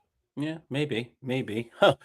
Big Al jumping in here saying, foolish decision by Buffalo, considering what was on the line. He's talking about that 2-point conversion. Bears may be for real. Again, I'll offer a disagree on this one. I love the Dick McPherson mentality. I love the go for it now. I understand the other side of this one. Basically, Philly couldn't move the ball the entire second half. Right. Okay? Right. And Buffalo had all the momentum. So why not just, here's one. Play the odds. Right. Play the odds. Let's not forget Buffalo had just missed an extra point. Okay. So they wouldn't even been trying for that dopey 2 if they didn't get that dumb extra point blocked. They still don't have their regular kicker. They've been like the Giants, trying different guys. So they got an unstable situation there. And if they go for the extra point and miss it, now they lose. They lose the game. Okay. So instead of taking the chance to either tie it, which is the likely thing to happen, or even not tie it and have a real disaster by missing the extra point, they instead go for the jugular. And again, we can Monday morning quarterback this all day, but the fact of the matter is the guy was open. They had a great play. He came free. Everything was on the side. Their quarterback, who does everything for them, missed the pass. He Yeah. probably makes that pass 99 out of 100 times. It Yeah. was the 100th time. It just was like cha-ching. It was time for him to make a mistake, and he made one, and that's that. I just don't think he can cry over it. I think it was what the Bills should have done. I love the boldness of it. They were riding the momentum train, and they didn't want to just push the game. They wanted to just get it over with. And the reality is, okay, seeding, I suppose, is going to be affected here, but I don't see them passing New England. I know mathematically they could, but that means New England would have to lose next week. Who they To the playing again? Dolphins. Yeah, they're not losing to the Dolphins. Okay. So New England's Probably going to not. win. Okay. Yeah. So how important really is it? So why not just go for it? Like, why not just do it? Do it right then and there. Not put your players at risk for another overtime and all that kind of stuff. You got Josh Allen playing out there on a somewhat bad foot. You got to put him out there on the field longer, in the cold, all that stuff. Just go for it right there. One play, we win it. And they had the right play. They drew it up. I just don't know how you could second guess it. I love the move. I love the boldness. It never would have even come to pass if the dopey kicker hadn't gotten the first kick blocked anyway. So don't blame it on McDermott. Blame it on the kicker. He's the one that put him in that position where they had to make that decision. I think they made the right one, even though it didn't Yeah, work. I'm completely with you, Lurch. I love the gall. McDermott's like, you know what? I have one of the best football players on planet Earth in Josh Allen at quarterback. And you're telling me I'm 2 yards out from punching it in for 2 points to win this game with the ball in my hands right now. And I get it. The overtime rules have changed, basically the Josh Allen rule. Both teams get a possession now, even in the regular season. So Josh Allen would have guaranteed got another chance if they pushed to overtime. So I understand that. But, you know, you never go wrong when you bet on your guys. So Lurch, we keep going back to the fantasy thing. We're like a comedian, going back to our punchline. He's going to live or die with what Bijan Robinson does. Now, obviously, he doesn't have the choice to pick, kick, or punt to overtime, but like just at hey, I'm going to ride or die my guy. The Bills, I'm going to ride or die with my guy, and he's going to either win or lose this game. And I think to your point, it seems very unlikely the Patriots are going to lose to the Dolphins. I know the Dolphins have been winning a bunch of games and have made some hay with Quinn Ewers, and good for them, but it's unlikely the Patriots would lose that game in that situation. So, you know what? I have no problem with going all in that situation. Jamie says, hey, you play to win the game. So I agree. You play to win the games. Good one there from Jamie. Big Al back in, which says, don't worry, meaningless or not, or Giants not capable. Giants are not capable of beating the Cowboys regardless of the record. Probably true, Al. That's probably true. Followed that up with a couple of laughing emojis. So thanks for that. And here's what I'm battling, by the way, on that tanking thing. Because on one end, if the Giants win, they drop to like 7, which is terrible for you, but good for me because the Jets would move up to 2. So that brings us a little bit closer to either guarantee we get one of the 2 quarterbacks. If 2 quarterbacks come out, Fernando and Dante Moore, we're guaranteed to get one of them. They can't slip past us. If we're at 3, we'd have to strike some deal with the Giants, which is possible, but you know, like the Giants could decide to do business with another team and trade with somebody else. So we would control it there. So yeah, if the Giants can upset the Cowboys, I'm going to be honest, I'm not going to be mad at it at all. That would be terrific. Slam and Sammy Joe says the Giants beating the Cowboys would suck for both the fan bases. So I don't know. Make some sense of that for me. I'm not sure. I guess because technically speaking, if somehow the strength of schedule thing is sort of above my head. I'm an idiot. I don't really, I generically understand it, but all the analytical nerds in the back of the room are the ones that can do it. So the Jets are not locked into the 3rd overall pick. It seems very likely, but there is a chance that strength of schedule can shake for all kinds of teams. So I guess that would be it. That if the Giants beat the Cowboys, that eliminates them from the number 1 overall pick. So it doesn't guarantee us a path to trade up to number 1 overall. Right. The Raiders could lock it in with the Giants win. So I understand tangentially what is being discussed here. So it's nice to have that option because if the Giants work their way back into number 1, me and Manchild, we're going to be trade partners. And I would say this because are the Jets and Giants both going to win and screw up their drafts? Probably not. So if it holds to what it is right now, Lurch, we're in for one of the most exciting off seasons of our history, and that's whether radio or digital. You and us both having top 2-3 picks. Now, the good news is you guys have your quarterback, so it could be even more captivating if both of us didn't have our quarterback, but I'm sure you're glad to have your guy. So it's going to be interesting. We're going to have months and months of speculation and mock drafts are going to drop and insiders joining us. So yeah, if it holds where we both hold top 3 picks, it's going to be fascinating here for the YouTube channel. I mean, how many years in a row can we have the top non-quarterback position player and screw it up? All right. Like, hopefully we can't. Like, it appears that we did with Abdul Carter. We'll see. He is playing a little bit better football. He is the last couple of games, but I mean, he's He's not what I expected. I don't know. I mean, I think it's going to get better, but is he going to be worth the number 3 overall pick? I don't see it unless he completely turns a corner, unless his work ethic like really kicks in, or a maturity factor that doesn't exist right now really kicks in. I think Abdul Carter is going to be a good player, but I don't think he's going to be a great player. We'll see. That's going to take some change. The guy was only a rookie this year. I'm going to give him a little bit of slack, but he was a very, very high draft pick. Hey, Lurch, I don't know what your plans are this weekend, but Big Al's House been offering me this to go down Cowboys, to the Giants game. Yeah. I mean, an The easy game this ticket, I'm weekend. sure. This would actually be a very reasonable ticket, probably. Okay, Lurch, Sunday. I have it in front of me. What do you believe at this current moment in time the cheapest ticket to a Giants-Cowboys game is right now in this moment of time? And this is from ESPN. Okay. They're telling me tickets as low as insert amount of money. Okay. 45? $27. Wow. And that's now. Imagine we get closer. It's I gonna be imagine even they're lower. only cheaper, probably. Wow. Because it's not going to sell out. So wow, my $27 right now, Oh, according to boy. ESPN, is the lowest ticket Oh. for the Giants Cowboys I'll game. think Why about not? it, Al. You know, I don't know what Sunday looks like for me, but fantasy's over. What else the heck Yeah, do let me I see. got What to is do? that? Yeah, it's 1 o'clock. Yeah, that's a good point. Yeah, 1 o'clock game. Yeah. So 1 o'clock. So Yep. be if you do the day of the games, it'd be an early leave. That's for sure. Yeah, oh, yeah, it would Early have in to the be morning. right to circle all the way back around. I Right? think the big thing might be weather. You know, that's always, you know. Oh, yeah, what's you weather supposed to gotta be take a for look this at what the heck's going on, man. Central New York, folks, in case you don't know, you know, we're just storms are just blowing through here every couple of days. So you know, it's not so easy to get in and out of Dodge sometimes when a storm's coming Just in. partly cloudy and it's a 29-degree set for kickoff. Okay, So a it's bit not brisk. too cold, a little brisk, but not terrible. Yeah. And what about Saturday? Can you look at Saturday too? Because Oh, really, yeah, Saturday let's will see. determine Friday. So, I mean, determine Oh, Sunday. that's the point. So it's Yeah, like, right. is snow expected on Saturday, or is Saturday a relatively quiet game? If it's a quiet Saturday plus a 29-degree and no snow expected Sunday, that might be So, doable. okay, you could Might be doable. potentially be interested. Okay, so yeah, it looks like, okay, we have it here. Saturday, yeah, it's no snow, partly sunny. There you Okay. go, 34-degree high. So no Wow, snow okay. on the forecast. All right, weather-wise, it's an open door. All right, Al, we might have to discuss off air. Possible. That's a possibility. You know, I mean, man, Okay. that wouldn't be the worst thing. Al's a diehard Jets fan. I mean, Cowboys fan. So Cowboys, I'd have to go to a Giants game with the Cowboy guy, rooting for his team, probably. Although I don't think if I got in the building that I would root for his team. I don't think I would do that. I don't no, think right. You would have to flip it, I'd have to even root just for the for the Giants. specter, even Yeah. if you don't believe it's true. There's no way I like could it- sit in that building and be like, "Go Cowboys!" That yeah, no right. Or chance. wear Cowboys gear on or my something like couch, right? that. And I'm not wearing Yeah. Cowboys gear, so Of course I not. did that once in my life. Hope to never do that again. So at last year's draft, for crying out Oh, loud. good. Well, he's doing a whole weekend. Big Al says he's going to the Knicks Hawks game on Friday night. Oh, How's my the view from God. section 119? So it sounds like a whole New York City trip goodness. down there. Jeez, man, I was just down. Al's trying to drag me back. Yeah, Holy there you crow.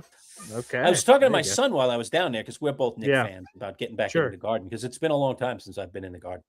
Right. Too long. When was the last so- time you were in the Garden? Can't even tell you. It's that long ago. Like I can't Wow. even tell you the Okay. game, the year. It's just been a long. Was it this time. century? Possibly not. I mean, it's Wow. possible that it's not. Okay. It was in the 90s. Okay. All right. Wow. I mean, like, again, I was there every 3 days a week, man. During Sure. the Right. Yeah. season Well, tickets, right. Yeah. You know, for 7 years.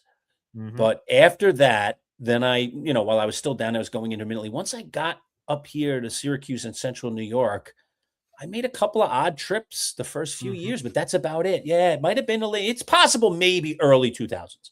Okay. You know, it's possible that I got down for a game somewhere in the very early 2000s. Definitely But between maybe 2000 not. So and it's been at 2001. least 20 It's been at years. least 20 years. At least Wow. 20 years. Okay. The garden's been completely refurbished. It's been completely. My brother, who's an electrician, was installing, TVs and electrical, stuff at the garden when they were doing that 3-phase rejuvenation of the garden. So he was actually in there doing work because he worked for a Local 3, which is the big electricians union down in New York City.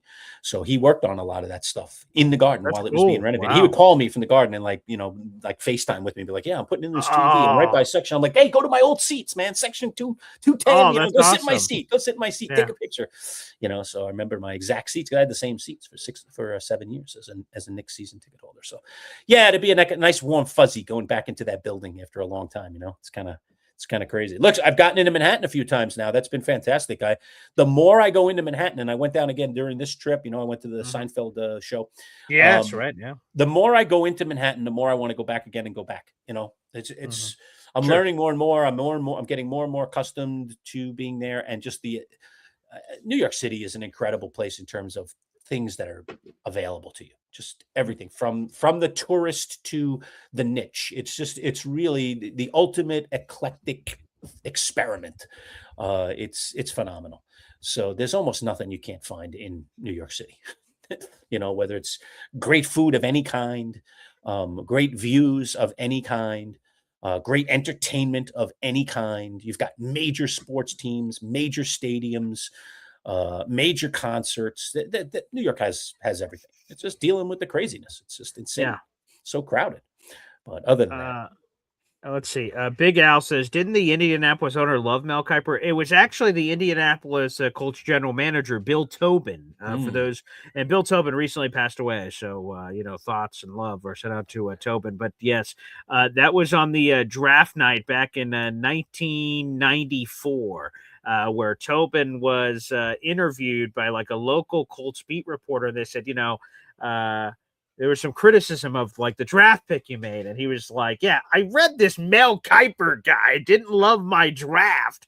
And he says, who the hell is Mel Kiper anyway? And then he said basically that he has the same football expertise as my postman who delivers my mail, and went on an epic rant. So yeah, that was a good one. And no, the Jets own the Cowboys' second round pick, Big Al. Their second round pick next year in 2027. They own whatever is the better first round pick between the Cowboys or the Green Bay Packers. So we won't know that until the results of the 2027 season. So that's down what do the line. Jets? What do the Jets have at the top of the draft this coming year? They've got at least one extra, right? So give us the quick laydown. So here's what the Jets have. They have 4 picks inside the top 50 of this upcoming draft in 2026. They have their own first round pick, which is currently 3rd overall. They have the Colts pick, which is currently 18th overall, but it has a chance to be top 15. Colts they're losing, it keeps falling. It's 100%. or going up, I should say. Yeah, right. So they have that first round pick. They have their own second round pick, which is in the early 30s at this point. They have the Cowboys second round pick of this year's draft. The Cowboys were already eliminated from the playoffs, so it's at least top 50, but it can be better if the Cowboys lose more games. So there's one more game left to play. So long story short, Jets have 4 top 50 picks this year, which is great opportunity to either trade up for a quarterback or stick and pick. There's plenty of people. There's plenty of needs they have that they could add to that pile. And then in the following year's draft in 2027, they have 3 first-round picks and a second-round pick. So that'll be 4 more top 50 picks. So, yeah, they've got a lot of assets. They just got to get them right. Mamma mia.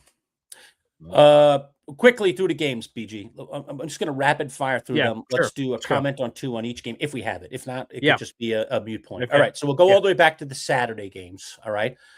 So Houston takes down the Chargers 20-16. Comment on that game. Go ahead.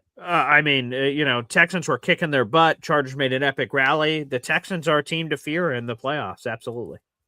Yep. All right. Lone Wolf on PFF on that game on the Chargers did not get it, so we were good. Nice. Yeah, screw PFF. I had a miserable weekend to pick, so I don't even want to talk about the picks, but it was one of the few I got right. The Ravens destroying the Packers. Wow. Snoop Huntley getting it done in the wake of Lamar not being in the lineup and looking pretty good, actually. Stunning. And then obviously this would preface what's going to happen on Sunday, but the Ravens had to win and they needed the Browns to upset the Steelers for their season to remain alive. And it happened. Spoiler alert, they got everything they needed. So yeah, what a spectacle. I was tuned into that game for the Josh Jacobs angle. Please, Josh Jacobs, don't do anything. So I was watching that game very intently for fantasy reasons. But give massive credit to Harbaugh, who's come under fire, and the whole Ravens situation. Derrick Henry, king me. He breaks all kinds of histories. Top 10 all time on the NFL rushing list. He moved into the top 5 for touchdowns. Spectacular King Henry performance. Unbelievable. And so we're going to see two Titanic win and you're in, lose and you're out games next week. One will be the Steelers and the Ravens. The other one will be Carolina and Tampa Bay. We'll get to that result in just a little bit. But unbelievable. We're going to get these two, in or out games. Fantastic after losses by teams Great drama week, although the Ravens took advantage by getting that win. Cincinnati destroys Arizona 37-14. I don't know if there's any surprises in that one. If you want to offer a comment, go ahead. The only quick comment is this. Matt Lombardo, our NFL insider, has become famous on a week-to-week basis of putting up that the Cardinals are not a serious football team. He went against his own rule. He picked the Cardinals this past week because I was adding up all the picks to do all our updates before Monday Night Football, and Matt picked the Cardinals. So he's going to be kicking himself for making that error. Matt had a rough week himself. So, he's going to regret that. All right, fair enough. Seattle takes down Carolina. I mean, Sam Darnold was coughing it up like no tomorrow, but it didn't matter. They still won 27-10. Yeah, I thought Carolina at home again. That was a juicy line that I love. 7-point underdog at home. I thought that they would be able to keep it competitive, and they did for a while. It was 3-3 for a long time, and then Seattle pulled away at the end. So disappointing, but hey, everything's still in front of Carolina as we will discuss. Big day for Zach Charbonnet in that one, who was getting all the on touchdowns. my fantasy bench. Kenneth Walker and Zach Charbonnet. Deciding between that every week is like 6 in one hand, half dozen in the other. That could have led you to a championship crown. That's the problem of having all these good guys on your. At least I didn't have any choices. It was a slim pickings, man. It was bad or worse. You were picking between good and good. Which is worse, picking the wrong guys or Yeah. just picking any guy? Any guy. Oh, there you go. Crazy world. Pittsburgh, Cleveland. Cleveland ends up winning it 13-6. What an effort by the Browns, man. And the Steelers could not get anything done. Aaron Rodgers looking like the old man that he is in that game. My goodness. Yeah, a fun game that came down to the end, right? Aaron Rodgers had multiple chances from whatever the 5-yard line of throwing it. Now, personally, I would have gone after Denzel Ward, one of the top corners in football, but hey, different strokes. And again, that's what the Jets needed to rise up in the draft. I was a massive Browns fan. I picked it in our NFL pick segment, so I was absolutely rooting for that. And man, that sets up for a great game in Week 18, Lurch. Without the Browns, Steelers win the AFC North and it's over, and it doesn't matter. So now we get drama. So thank you, Cleveland.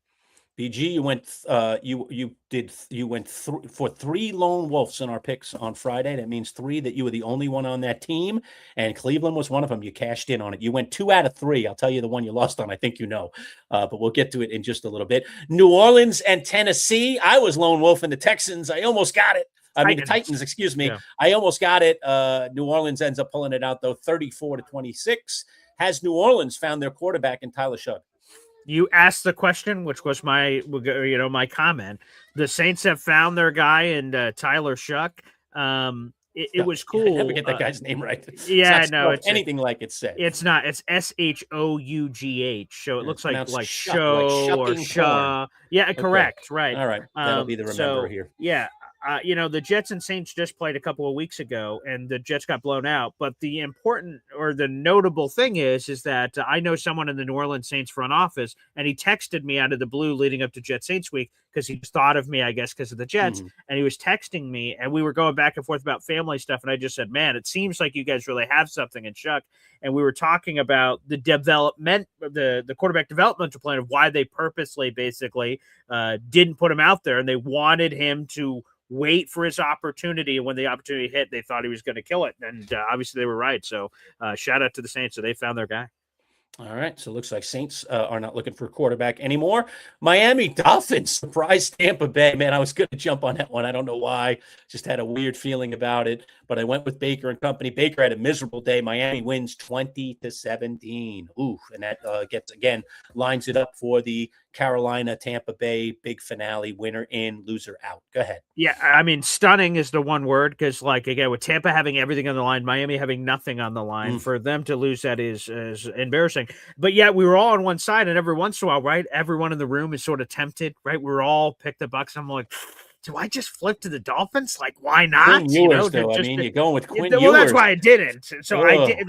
That's the obvious reason I didn't. But I thought about it, but I'm like, I can't do that. And we tried to peer pressure each other to see who was going to potentially bite on that. But shout out to the Dolphins. Maybe they stumbled into a franchise quarterback in the 7th round, Quinn Ewers. Wow, unbelievable. No, I wouldn't put my money on that, but Yeah, that's perfect. he had a decent game yesterday against Tampa Bay, so that was pretty good. Game that we were all looking forward to: Jacksonville and Indianapolis. Old man Rivers kept them in it a long, long, long time, but Jacksonville does end up pulling it out, 23-17. They did not cover the spread, which was 6.5, dastardly spread by Vegas, but Jacksonville, more importantly, gets the win. Yeah, thank you. I picked Indy, and I had all these stats on how Indy is kept in it or You one did. game. So booyah, baby. So I appreciate Old Man Rivers helping me with that one for my picks as well. Terrific. It was more game than I think a lot of people thought, but this goes to show you why normally you're about to highlight why this is not the case. But normally, division rivals, you throw the records out the door. Hey, these are two opponents that know each other really well. And Jacksonville had to fight for this one. They're fighting for positioning, maybe the number one seed in the AFC and everything that's on the line here on that side. So, yeah, wow. Nice win there. Very gritty win for Jacksonville. All right, so Jacksonville gets it done. New England takes down the Jets 42-10. Boy Green, you lone wolf the Jets. You had New England and reversed course after you saw you could get the lone wolf. That was not a wise choice, even though the spread was 13.5. The Jets obviously do not cover. No, the Jets were down 35-3 in the first half. It was ugly, and I have not picked against the Jets all season long. So we'll see, because there's a game tonight for our picks, right?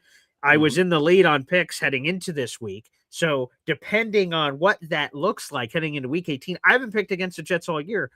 If I was ever going to pick against them in Buffalo in their final game in that building, that might be a time to do it. But what do? Do I do what's gotten me here to this point? Do I potentially pick against my own team? Wait, Lurch, you refresh my memory. So you've won the picks like every year in existence. Joe Bartle won it one of those years. Have I ever won it? Yes, you have won it once. Okay, so I won it once, but now it's so fleeting. It barely happened. I can barely remember it. So I have a chance to double up my history, which is terrific. So, yeah, we'll see what happens there. But wow, what a beat! Embarrassing. You use that word. You used that word and said, for lack of a better word. There's no lack of a better word. That's a perfect word. Embarrassing. It was the Jets got ran out of the building. It was pathetic, and I feel terrible for anyone that was in attendance for that game. There were several. I was almost in attendance. My in-laws stayed through the morning, early afternoon, so I ended up not going to the game, but I had an opportunity to have tickets to go to the game for free, and that would have been great, but I didn't go. And now, seeing the result, I'm like, oh, thank God I didn't go. Can you imagine? Oh, Jesus. Eesh, mama. In equally embarrassing fashion, the fight for the number one overall pick goes to Vegas, 34-10. My G-men show up, got an early lead, had it at the half. This didn't look like it was ever going to be competitive at all. Vegas not really given much of an effort in that one. If Pete Carroll was ever going to come out and talk about his team lack of effort, maybe that should be the game where maybe he should talk about it a little bit. I mean, that looked like Vegas halfway trying here, and they were decimated by the Giants, 34-10. I can't remember, Lurch, if it was you or Matt Lombardo or Don't Wasserman maybe, but one of you guys said like 3 or 4 weeks ago, if we remove record, the worst team in football is by far the Las Vegas Raiders. Yep. And that held serve here. I know that the Raiders made it somewhat competitive when they're driving down the field and then threw that bad pick and the Giants nearly returned it to the house, and Ashton Genty had some moments, but like it just seemed very obvious that the Raiders are trying to lose all these games, and the Raiders players took offense to that in the locker room, saying, no, we fight for the name on our back and the logo and blue. Shut up. So let's see how they perform against the Chiefs. But yeah, that was an embarrassing tank job, those bastards. The game that came down to the 2-point conversion, we've talked all about it. Buffalo and Philadelphia. Amazing. This game to me, aside from the drama at the end, you talk about a tale of two halves. The Bills stunk on offense in the first half. They couldn't do anything, and their defense, kept them in it, but Philadelphia did enough to walk into the half with a 13-0 lead. All right. Second half, Philadelphia goes in the tank offensively. They could barely move the ball. I think they had like less than 30 yards of total offense or something in the second half. All right. And Buffalo starts getting it going, albeit it was tough. Buffalo has been a second half team, by the way, this year, and has had a lot of comeback victories. And then, of course, they go for the 2-point conversion. Final, Philadelphia 13, Buffalo 12. Boy Green, I said it was pathetic that you got a lone wolf on this game when we picked it. I never should have allowed it. You get a lone wolf on that one. Even if they made the 2-point conversion, the spread was 1.5. You would have covered. You would have gotten the cover, for crying out loud, with Philadelphia. So you must be doing a little glorious tap dance about that win. Philly wins 13-12. That was hilarious. That of what you just said, as the extra point is missed, I'm like, you know what? Even if the Bills come back in this and just ballsy say, I'm going for 2, I win. I either win because they won straight up or they cover on that dastardly 1.5. So I said, well, this is freaking phenomenal. And I said it in the moment in the picks. I'm like, this is a toss-up game. We all thought, talking on the show, that Buffalo was going to win, and that seemed very possible. But it's also possible the Eagles win. The Eagles are freaking good. So if you guys are going to give this to me, sure, I'm going to do the old flip ski and jump over to the Eagles. And so, yeah, I felt really good about that one. Thank you very much. Unbelievable. I'll tell you one thing coming out of this game for me. I already thought it kind of going in, but now it is lock, stock, and barrel. I do not care what the records say. The Philadelphia Eagles are not winning the NFC, and they are not winning another Super Bowl this year. No chance. Okay, let me ask you a question. I don't care that they beat the Bills. I understand they just beat the Bills. Why should I even be saying that? Just beat a team that I think actually could win the AFC. We can get into that conversation if you want, maybe on Wednesday's show. All right. I still believe the Bills could actually win the whole AFC side of it.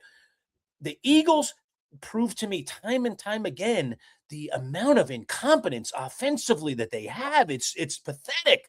They just don't have enough offense, in my opinion, to win another championship this year. Or, in fact, I don't even think to win the NFC. Okay, let me ask you this, Lurch. Do you believe, you just said all your things, but I'm going to take it to another level. Do you believe the Eagles go one and done and don't win a playoff game this year? Here is who they are scheduled to face. Yeah, tell me who they're scheduled to face. That's what matters here. Okay. The Eagles would host the San Francisco 49ers if the playoffs started today. It'd be a 3-6 matchup. That's what would happen. Now there's a chance the other wild card Rams are probably locked. Well, the Rams are locked into a wild card because of the division no longer being attainable. It's up to the 49ers and Seahawks now. So they can't play the Rams, but they could play the 49ers or the Packers. So are the Eagles one and done in the postseason? Do they just lose in their first playoff opportunity? I think it's quite possible. Okay. The thing that scares me about San Francisco is their magnificent offense, but their defense, as we saw last night, is pathetic. I mean, their defense is awful. So they would have to outscore them. But, yeah, I would still take San Fran in that game. So if it's San Fran, yes. If it's Green Bay, I don't know. We don't know the health of Malik Willis or Jordan Love or Josh Jacobs. If it's Green Bay, then Philly's going to get a win. But Philly's not. I don't think Philly's beating the Rams. All right. To be honest with you, because of Darnold, Philly could beat Seattle. I know everybody likes Seattle right now, but the more I watch Seattle and the more I see of Sam Darnold, the more I'm like, there's no way in the moment he's gonna do it. He's that guy. He turned it over a ton yesterday. They should have lost. Yeah. I mean, the other team just didn't bring it when they needed to. They're not. Seattle's not winning either. But this is crazy. So lucky. For the second straight year, Sam Darnold is playing for the number 1 seed on the line. He did it when he was on the Vikings. He's doing it on the Seahawks. If they win week 18, they get the number 1 seed in the NFC, first round bye, and all that comes with it. If they lose, the 49ers are the number 1 seed, and the Seahawks are in the wild card round on the road. So their future and what's going to happen for 2 years in a row are up in the air. So we'll see there on Seattle. And they got the big game. Who do they play? It's a good game they have next week. 49ers. Yeah, they're playing the 49ers. Okay, so that's all going to be decided. The winner gets the number 1 seed. So now we get 3 games that have intense meanings. 2, winning you're in, losing you're out. And this one, number 1 seed. Number 1 seed if you win, wild card, and a road game if you lose. Wow. Tough. A lot of stakes on the line. That's going to be great. I don't think Darnold will be up to the moment for that, Boy Green. Their defense, so you think they lose? Interesting. I'm not saying they lose, but I'm saying I don't think Darnold will be up to the moment, which means this. The Seattle defense would have to win them that game. And I don't know that the Seattle defense can win them that game against San Francisco because San Francisco is so brilliant offensively that even if they have a good defense, they're just so hard to stop. As long as McCaffrey's healthy. Now, he got a little nicked up in that game. He did, he was doing a weird flexor. Yeah, McCaffrey's not in there. All bets are off for San Francisco. That guy is...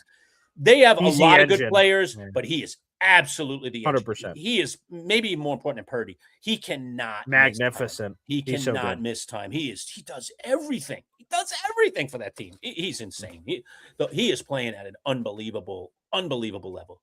He's about running back in football. Period. Let me see. Here. I don't know if it was official yesterday. You said he blew up yesterday, so let me just see what he finished up with statistically. because he is on the verge. I have it in front of me here. So Chris McCaffrey ran for $140. That was terrific. And then receiving 41. Okay, so he's not there on receiving yet, but he is set to become in week 18, as long as he's healthy, the first player in NFL history to do this thing twice. Run for 1,000 yards and have over 1,000 yards receiving in a single season. He did it once with Carolina on a terrible Carolina team. Yeah. Now he's a chance to do it on a really good team, San Francisco. He'll be the first player in NFL history to do it twice. So unbelievable. He's a machine. I mean, Man. the things he can do on a football field, it's remarkable. He is great, and he is in the perfect scheme with the perfect coach and the perfect quarterback. It just works. They are for sure. Very, very well-oiled engine. It is too bad that their defense is horrible, because that defense could give it up to anybody. I mean, I know the Bears are pretty decent, but that defense is going to give it up. Salah, he's got his work cut out for him. He's the DC there now in San Fran. I mean, oh boy, he just doesn't have the players. I don't think it's on him. Yeah. He just doesn't have the players. That defense is a wreck. And then finally, the San Francisco-Chicago game. San Francisco 42, Chicago 38. They said we've never seen this. I don't know in how many years or if it ever happened. Tirico said it. 7-7. 14-14, 21-21, 28-28, 35-35 before finally a field goal was kicked, right? And then it broke the string. So it was touchdown, right. Matching touchdown, matching touchdown, touchdown, matching touchdown, 5 straight times, okay, before finally the trend was broken. So, wow, that was cool stat. That was like 2 fighters. Bang! I got you. Boom! He's down. No, he's down.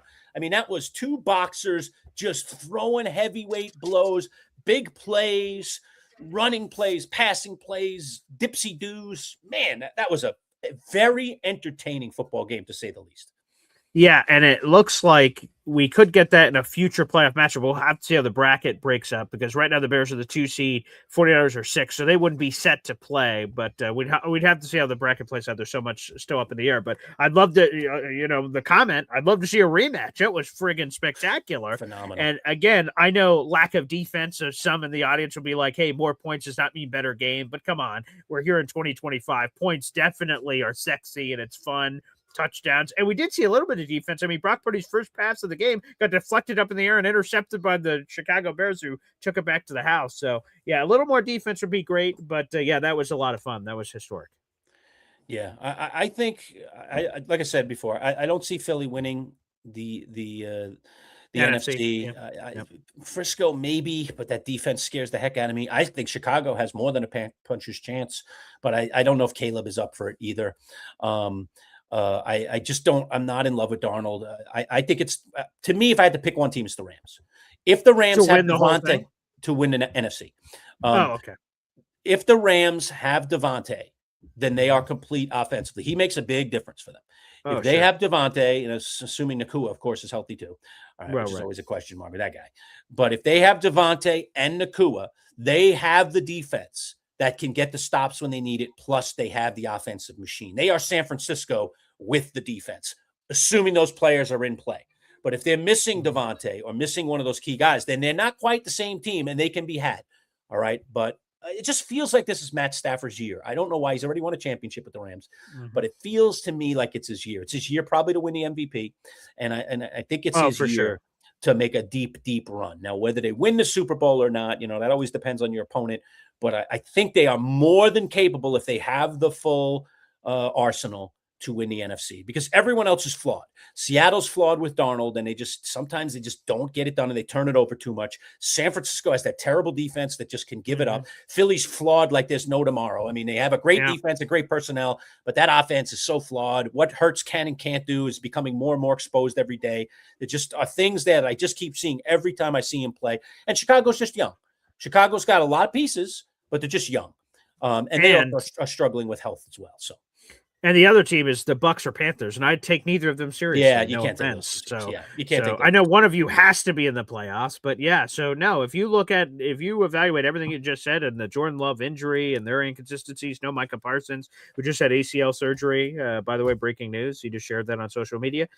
He finally underwent that. So you look at, the Rams are clearly the cream of the crop in the NFC. I don't think it's close. And in the AFC, I mean, you look at the other side of the docket. I mean, obviously New England has the terrific record, but do you trust Sure. them? I actually think I trust Buffalo more than New England in that division Really? to go Wow. deeper Okay. and to have a deeper run. I trust Josh Allen. I think that Buffalo defense is actually starting to show a bit, and I think we saw some of it yesterday against Philly.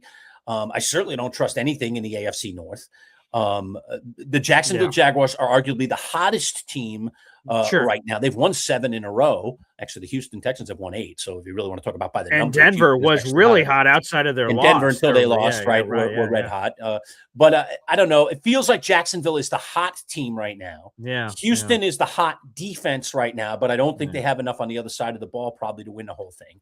And the Denver's Chargers are a just- joke. I think they're done. The Chargers are just too banged up. They don't. I mean, they're well coached, and but no they're just, tackles. Yeah, this is not good. Yeah, when you're missing those kind of pieces, it's hard to win. And I don't know. While I do trust Peyton, I just don't trust Knicks, and I don't trust this Denver team. The receiving core doesn't do anything for me. They don't excite me. I just think they play it too close to the vest. I just don't think you can win that way. Although if they get home field, that'll be a tough place to play through because of the altitude and the chance of bad weather and all that kind of stuff. But the Bills would thrive in that environment if they went out there, and I think they could take them down, So I think there are a couple of teams that could take them down in that weather. Houston and their defense could stand up in that weather potentially and get it done. So I don't know. I'm not a Denver guy either. So I think the AFC for me, I'm kind of leaning either Buffalo or Jacksonville, believe it or not. I shouldn't probably disrespect New England that way, but I don't think it's their time yet. I don't think that May's ready for that stage yet, or that he's ready to be unleashed. I still think if you watch New England, as good as he is, there's still a conservativeness to what they do. Allen just lets it fly. Yeah. And it feels like with Jacksonville right now, they're letting, Trevor be Trevor. And I like that. And I think with the other teams, it's like, we're trying to keep it tight. Bo Nix, we got to contain him and keep him under control. I think even with Drake May, it's the same thing. They're just trying to be too fine, and they're not just playing. And I like that the other two teams play. So I like those other two teams potentially to get there. One of those two. Yeah, I would just say the thing I like is the freshness. The 2 number 1 seeds in the respective conferences last year are out. They're not in. Lions, Chiefs, not in the playoffs at all. So we have 14 teams, 7 on one side, 7 on the other, vying for it. And it's going to be a great playoff. Because I'm looking at the AFC playoff picture right now. Broncos, Patriots, Jaguars, Ravens, Texans, Bills, Chargers, Steelers could usurp the Ravens. Depends on what's going to happen. One of these teams is going to be in the Super Bowl in a couple of weeks or months, however you want to phrase it, weeks coming up here. Like one of these teams that are in front of me, one of these 8 teams are going to be in the Super Bowl. But I have no idea who. I'm looking at each one and trying to close my eyes and visualize it.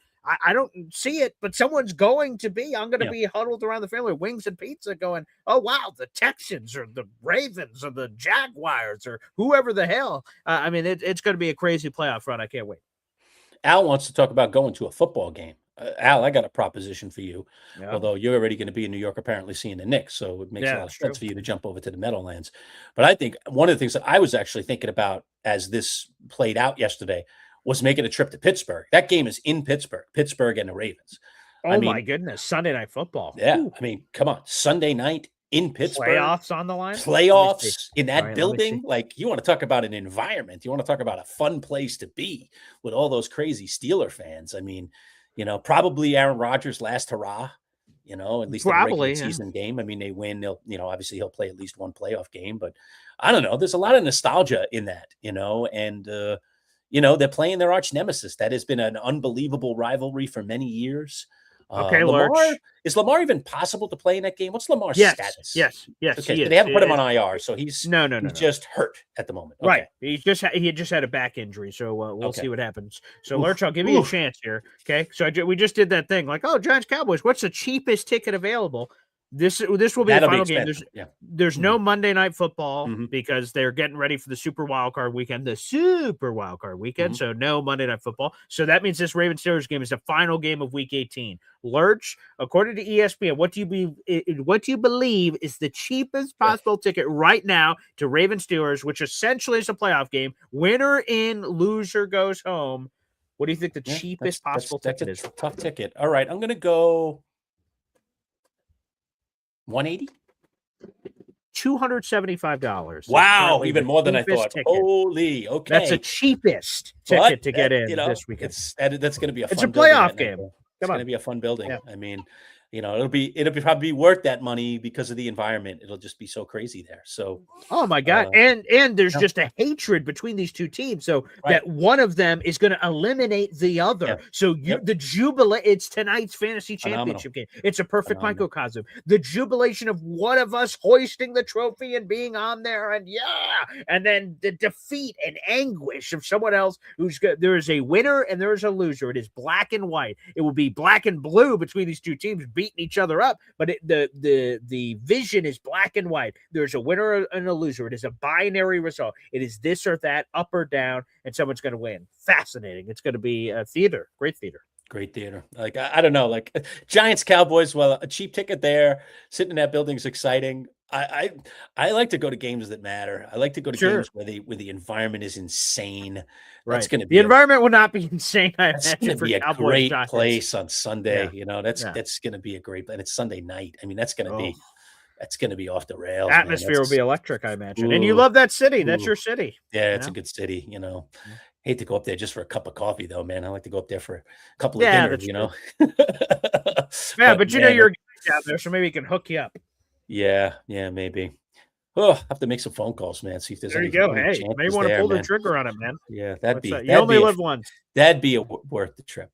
Again, that'd be cool. Weather permitting, because that's a rough drive too, man. I mean, Pittsburgh probably itself will be fine, but it's getting up through Buffalo and all the way out. You go out almost all the way to Erie, Pennsylvania, before you start heading south, and you are running right along Lake Erie, man. And what a sight, Lurch.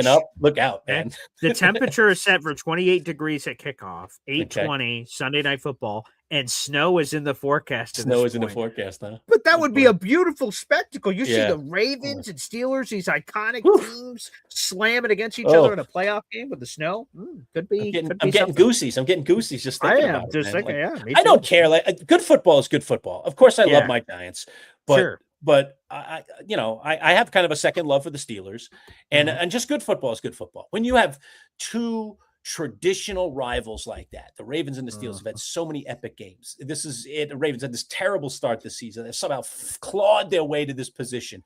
They're playing a last game without their quarterback. They might be playing without him again this week. Aaron Rodgers, the old grizzled guy, just trying to, fight his way through it. He's all banged up, nicked up, bloodied up. I don't know. There's just something poetic about it, something fun about it. Neither one of these teams is going anywhere in the playoffs, but I don't care. Like, I still want to see it. It's still a spectacle.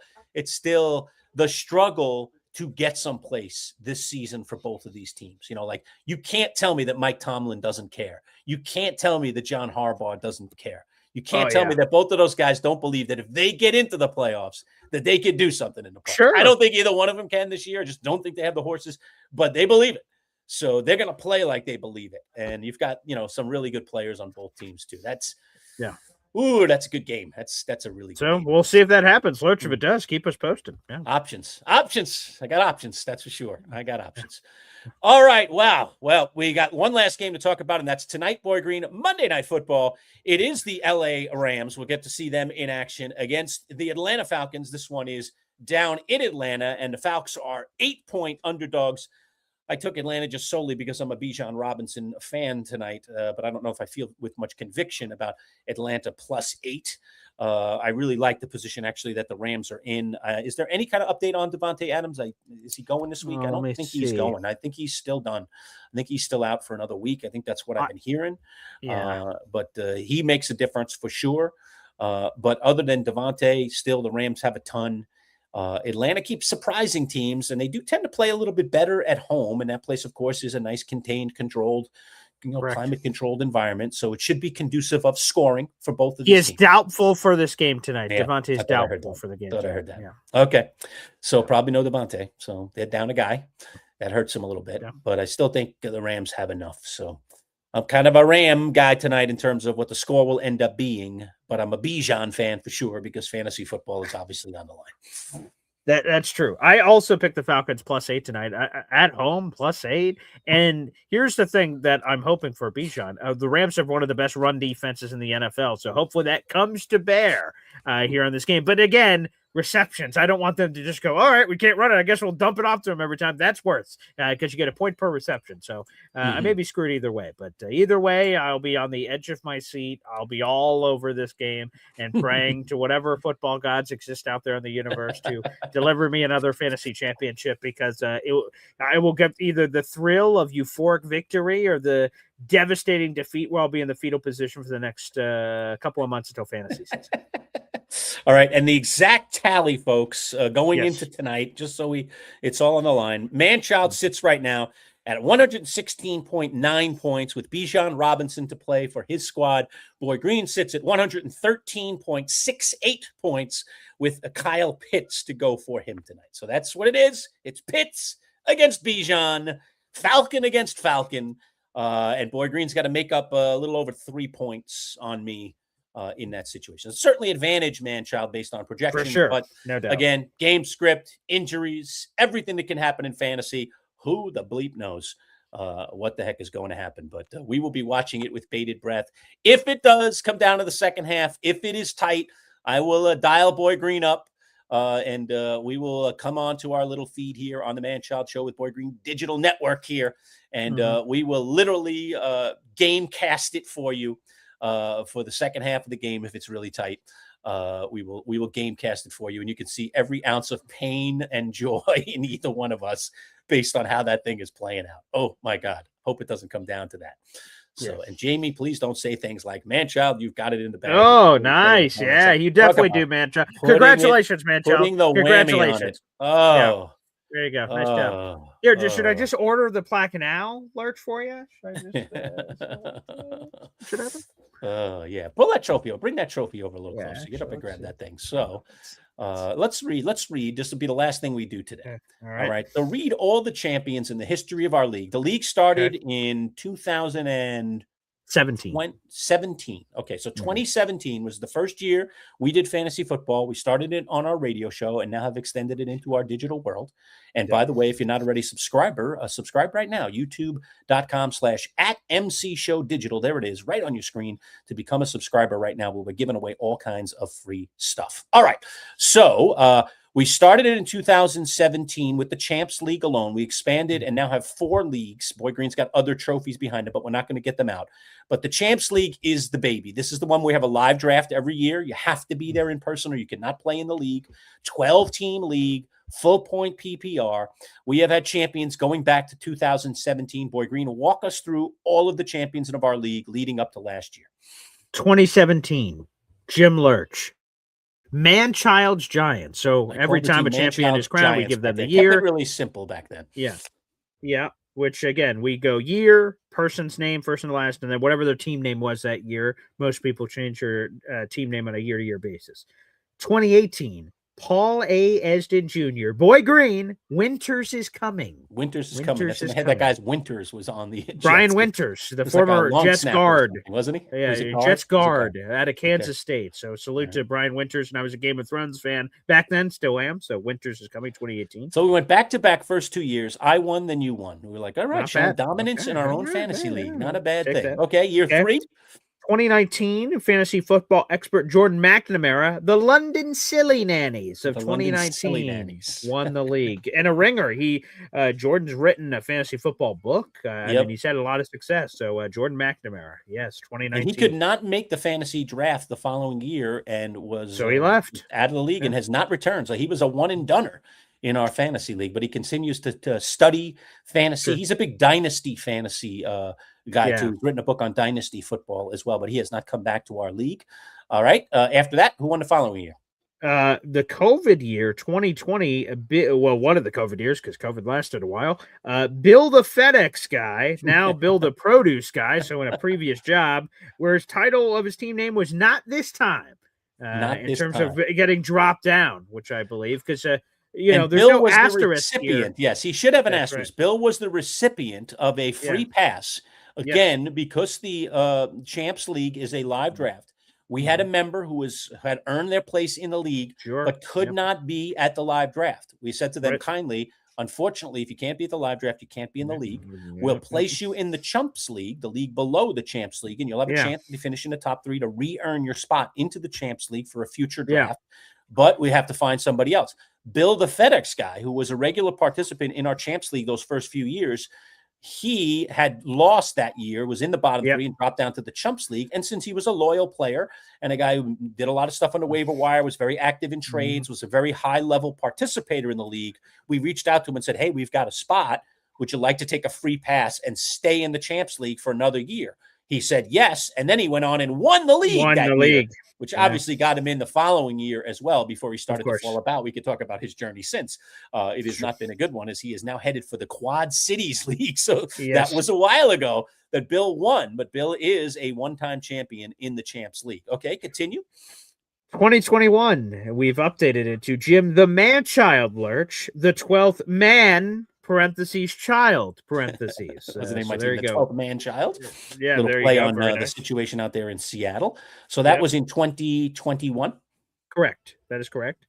Okay. All right, we go on to the next year, 2022. Jamie the FedEx guy. We have all these damn FedEx guys winning this thing. Yeah, the 3D mystery. Again, that was also part of the COVID stuff, and we had to make all kinds of crazy decisions with COVID. So did all commissioners, by the way, for that matter, with the COVID and, in this case, the horrific Damar Hamlin situation, which thankfully didn't end in tragedy, but it was a very scary moment in the time in the middle of a Monday Night Football game between the Bengals and Bills, and caused all kinds of drama. And so speaking of asterisks, there may be one there for one Jamie the FedEx guy, but nonetheless, he is a champion on this side of the trophy. So the 3D mystery, there you go. A champion is a champion, but he was a beneficiary of that game never being continued. His opponent had Jamar Chase and was only down a few points, and never got those points from Jamar Chase, and as a result did not win the league that year. What a way to go down. Unfortunate way for Brian that Drake. Was Brian Drake's team. Drake is still in our league and fighting to try and win his own championship. So he wants to earn one, and he'll continue to fight for it again next year, as he has earned a spot again in the Champs League. He did not make the playoffs this year, but did not finish in the bottom 3. Right. So Brian Drake will be back, another fantasy insider. Okay, after the Jamie what was it called? 3D mystery. He changed his name. 3D mystery. I still don't know what 5 that times means during that season. None of us know what it means. Jamie is a rabid name changer. He changes his name not only every season, but multiple times during a season sometimes. Yes. All right. After Jamie, who won the following year? 2023, once again, Paul A. Esden Jr., a.k.a. Boy Green, the discount double jet. Great nickname there. Play on the Aaron Rodgers situation. Yes. Yes, won in 2023. And my Jets didn't win that year, but I won the championship. So I hang on to that tightly. And then finally, this past year, Jabber's Wing Sauces, who you shaded multiple times during all kinds of fantasy video production. Sorry, Sean.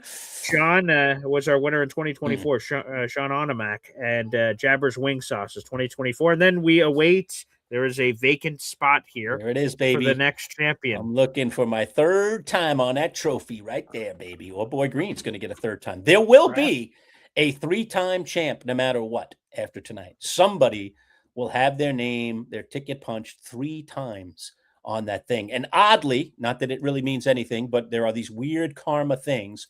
As you heard Boy Green say, I won it in 2017. I won it in 2021. And if you do the math, every 4 years, I'm due to win it. Where are we? 4 years later at 2025. Will it happen again? Oh, that'd be crazy. Crazy streaks that happen in the world of fantasy. Wow. Which, by the way, one more. We just on a fantasy nugget before we wrap up here. I mentioned that we have a fantasy person that entered the bottom league, our Quad Cities League, and they sent in a tweet in the middle of the show. They must have heard us talking about him. And he wanted to give a shout out here. It's Austin Schmidt, who we will get to meet. He lives in Maryland, but he's going to be driving up for a fantasy draft.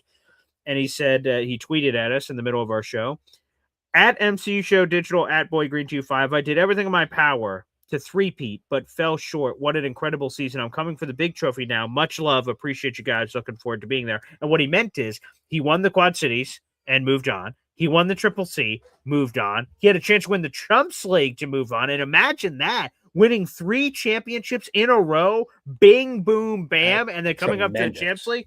that has obviously never happened before, and that you have to be in the right place at the right time to even have that possible. So obviously Austin is a very respectable fantasy football mind. He's talked a lot of crap, but obviously he's won 2 championships and then was in a championship game for a third one. Put up a very respectable performance, but not good enough as Nikoski will win it. So shout out to Austin, who we will get to meet in person. I've never met him in my life, but he's been a big fan of the show for a long time. So salute to Austin and welcome to the big leagues. You earned your place, young man. You earned your place. All right, man. Fantastic. It's getting to the point now we got people traveling to come play in our league, which is, by the way, folks, zero money. Okay, it is strictly no money on the line. Names on the side of that plaque and bragging rights for an entire year. It's amazing that we've been able to get this thing rolling the way we've got it rolling, with there being nothing at stake monetarily. But we have some very, very dedicated people. Question. Our league is getting better and better every year. The competition is getting harder and harder. I'm like, oh my God, I don't know if I can compete in this league much longer, as difficult as it continues to get. There are some really, really brilliant minds. You have got to be on top of your game with these people that are in our league. So it's going to be another good fight this year, but even more to come next year and beyond. And again, if you love fantasy football, even if you're not an experienced player yet, a great way to get in is to get in one of our leagues. We do periodically have spots. There are only 48 total spots. So there is a very limited number of spots. I've talked to Paul maybe about going to a 5th league. I think 5 will be the ultimate, but we're at 4 right now. No immediate plans to go to a 5th league, but we'd love to have really extremely dedicated, 48 teams across these 4 leagues fighting for a chance to make it all the way up to the top league and win the top league, which is the penultimate prize. All you got to do is get in touch with Paul. You see the information right there. There's his Gmail. There's how to reach him on social, whether it's X/Twitter or Instagram or Facebook. Easy to DM Paul. Just say, hey, I'd love to be in this. I'd love to, either learn fantasy, or I'm already a dedicated fantasy person. I'd love to be in this. Keep me in mind. He'll put you on the waiting list. And then if we have a spot, and sometimes we find out about these things last minute, you can jump right in and be part of it. All the other leagues, the 3 other leagues, are all done online. So they're all online drafts. So you don't have to be here in person. Only the top league, the Champs League, is an in-person draft. So you do not have to be in person for the other leagues. So you do not have to live in the Syracuse/Central New York area in order to participate in the other leagues. But for the Champs League, you would have to come to Syracuse, New York to participate in our draft. And we always set that date and the time and everything. Months in advance. Months in advance. So if you've got to make travel plans, Joe Bartle, the last couple of years, who comes all the way from Madison, Wisconsin, has been making plans to come to our draft. So we'll try and give you every opportunity, if you make it all the way up to the Champs, to be able to get up here for our draft. So there it is, a nice synopsis on it. All right, Boy Green, we've been through all the games. We've talked fantasy football. We'll see how it plays out tonight. Final thoughts, if you have any. Yeah, one last plug for that on your screen. Again, we actually, the last time that we plugged this, someone reached out. A spot actually opened up in the middle of this season, and they claimed a spot in the Quad Cities League. Excellent. And so it's very serious, people. This isn't like a ominous list that you're going to enter and then you're never going to hear from me again. Again, I tell you, you just don't know. So, folks, if you're interested in fantasy football, you've either never played it before. Big Al is a great example. I always bring him up in our chat. And now he's in our Champs League, which is terrific. And he had a wonderful season and made it very deep. So he's up there. So if you've either if you consider yourself a fantasy expert, say, you know what, I want to get in the mix. If you're a fantasy football enthusiast or expert or what have you, those are all welcome. It doesn't matter. Newbies, veterans, young, old, we don't discriminate any which way. You guys are allowed to come in. Again, you guys can email me. That's Paul A. Esden Jr. at gmail.com, or any of my social media. All my DMs and messaging are open, even if you don't follow me or do follow me or what have you. So reach out and we will put you on the list. And again, you never know when the opportunity is going to strike. And Manchild will officially enter the Quad City Octagon, and he will be a part of every fantasy football league that exists. So literally, you guys can compete against all of us, Boy Green, Manchild, in all of our 4 fantasy leagues, no matter what league you happen to be in. So again, reach out if you're interested, and we'll add you to the list. And again, I can't guarantee anything because spots are limited, but things always happen, people. You want to be on the list. You don't need to be a fantasy expert. You need one thing, and that is you have to be dedicated to your fantasy football team in our league. You have to every week Set your lineup. You can't leave guys that aren't playing in your lineup. You Definitely can't leave not. injured guys in your lineup. You can't say, oops, I went to the Bahamas this week. Sorry, I didn't do anything. We will kick you out of the league if you do not take care of business every single week. Because if you impact the standings of other players by not setting your lineup, by not hitting the waiver wire and completing your roster, you're hurting the entire league. And we want to have a strong league top to bottom in all 4 of our leagues. So the only thing you need to bring to the table is dedication to the craft. You can have a willingness to learn. Big Al is a perfect example. He knew very little about fantasy football, and now he was a contender this year. Could have won our league, was in first place, a good piece of the year, and is going to end up finishing in 3rd place in our league. I mean, tremendous. And that's a guy that didn't know a ton about fantasy football and is learning by being part of a league. But the one thing Al has brought to the table that makes him a great league member is he's dedicated. And he checks his lineup every week. He checks on Sunday before the game starts. Checks the waiver wire every week. You have to do that, okay? If you're not going to do that, if you're just going to be lazy bones and just get in our league, draft your team, and then, I'll get to it when I get to it, don't bother. There are too many people on the waiting list that want to participate at a high level. That's all we ask, is that you are a high-level participator. That's all you need. That's all you have to bring to the table to be part of our leagues. All right, folks, it's been a long one today, but a good one. Really, really appreciate it. For Boy Green, Manchild signing off. We might see you tonight for fantasy football. Tune in if it gets dicey in the second half between the Falcons and the Rams. We'll just pop up in a random live feed to discuss the situation at hand, if indeed there is a situation at hand. If not, we'll talk all about it on Wednesday on our live show.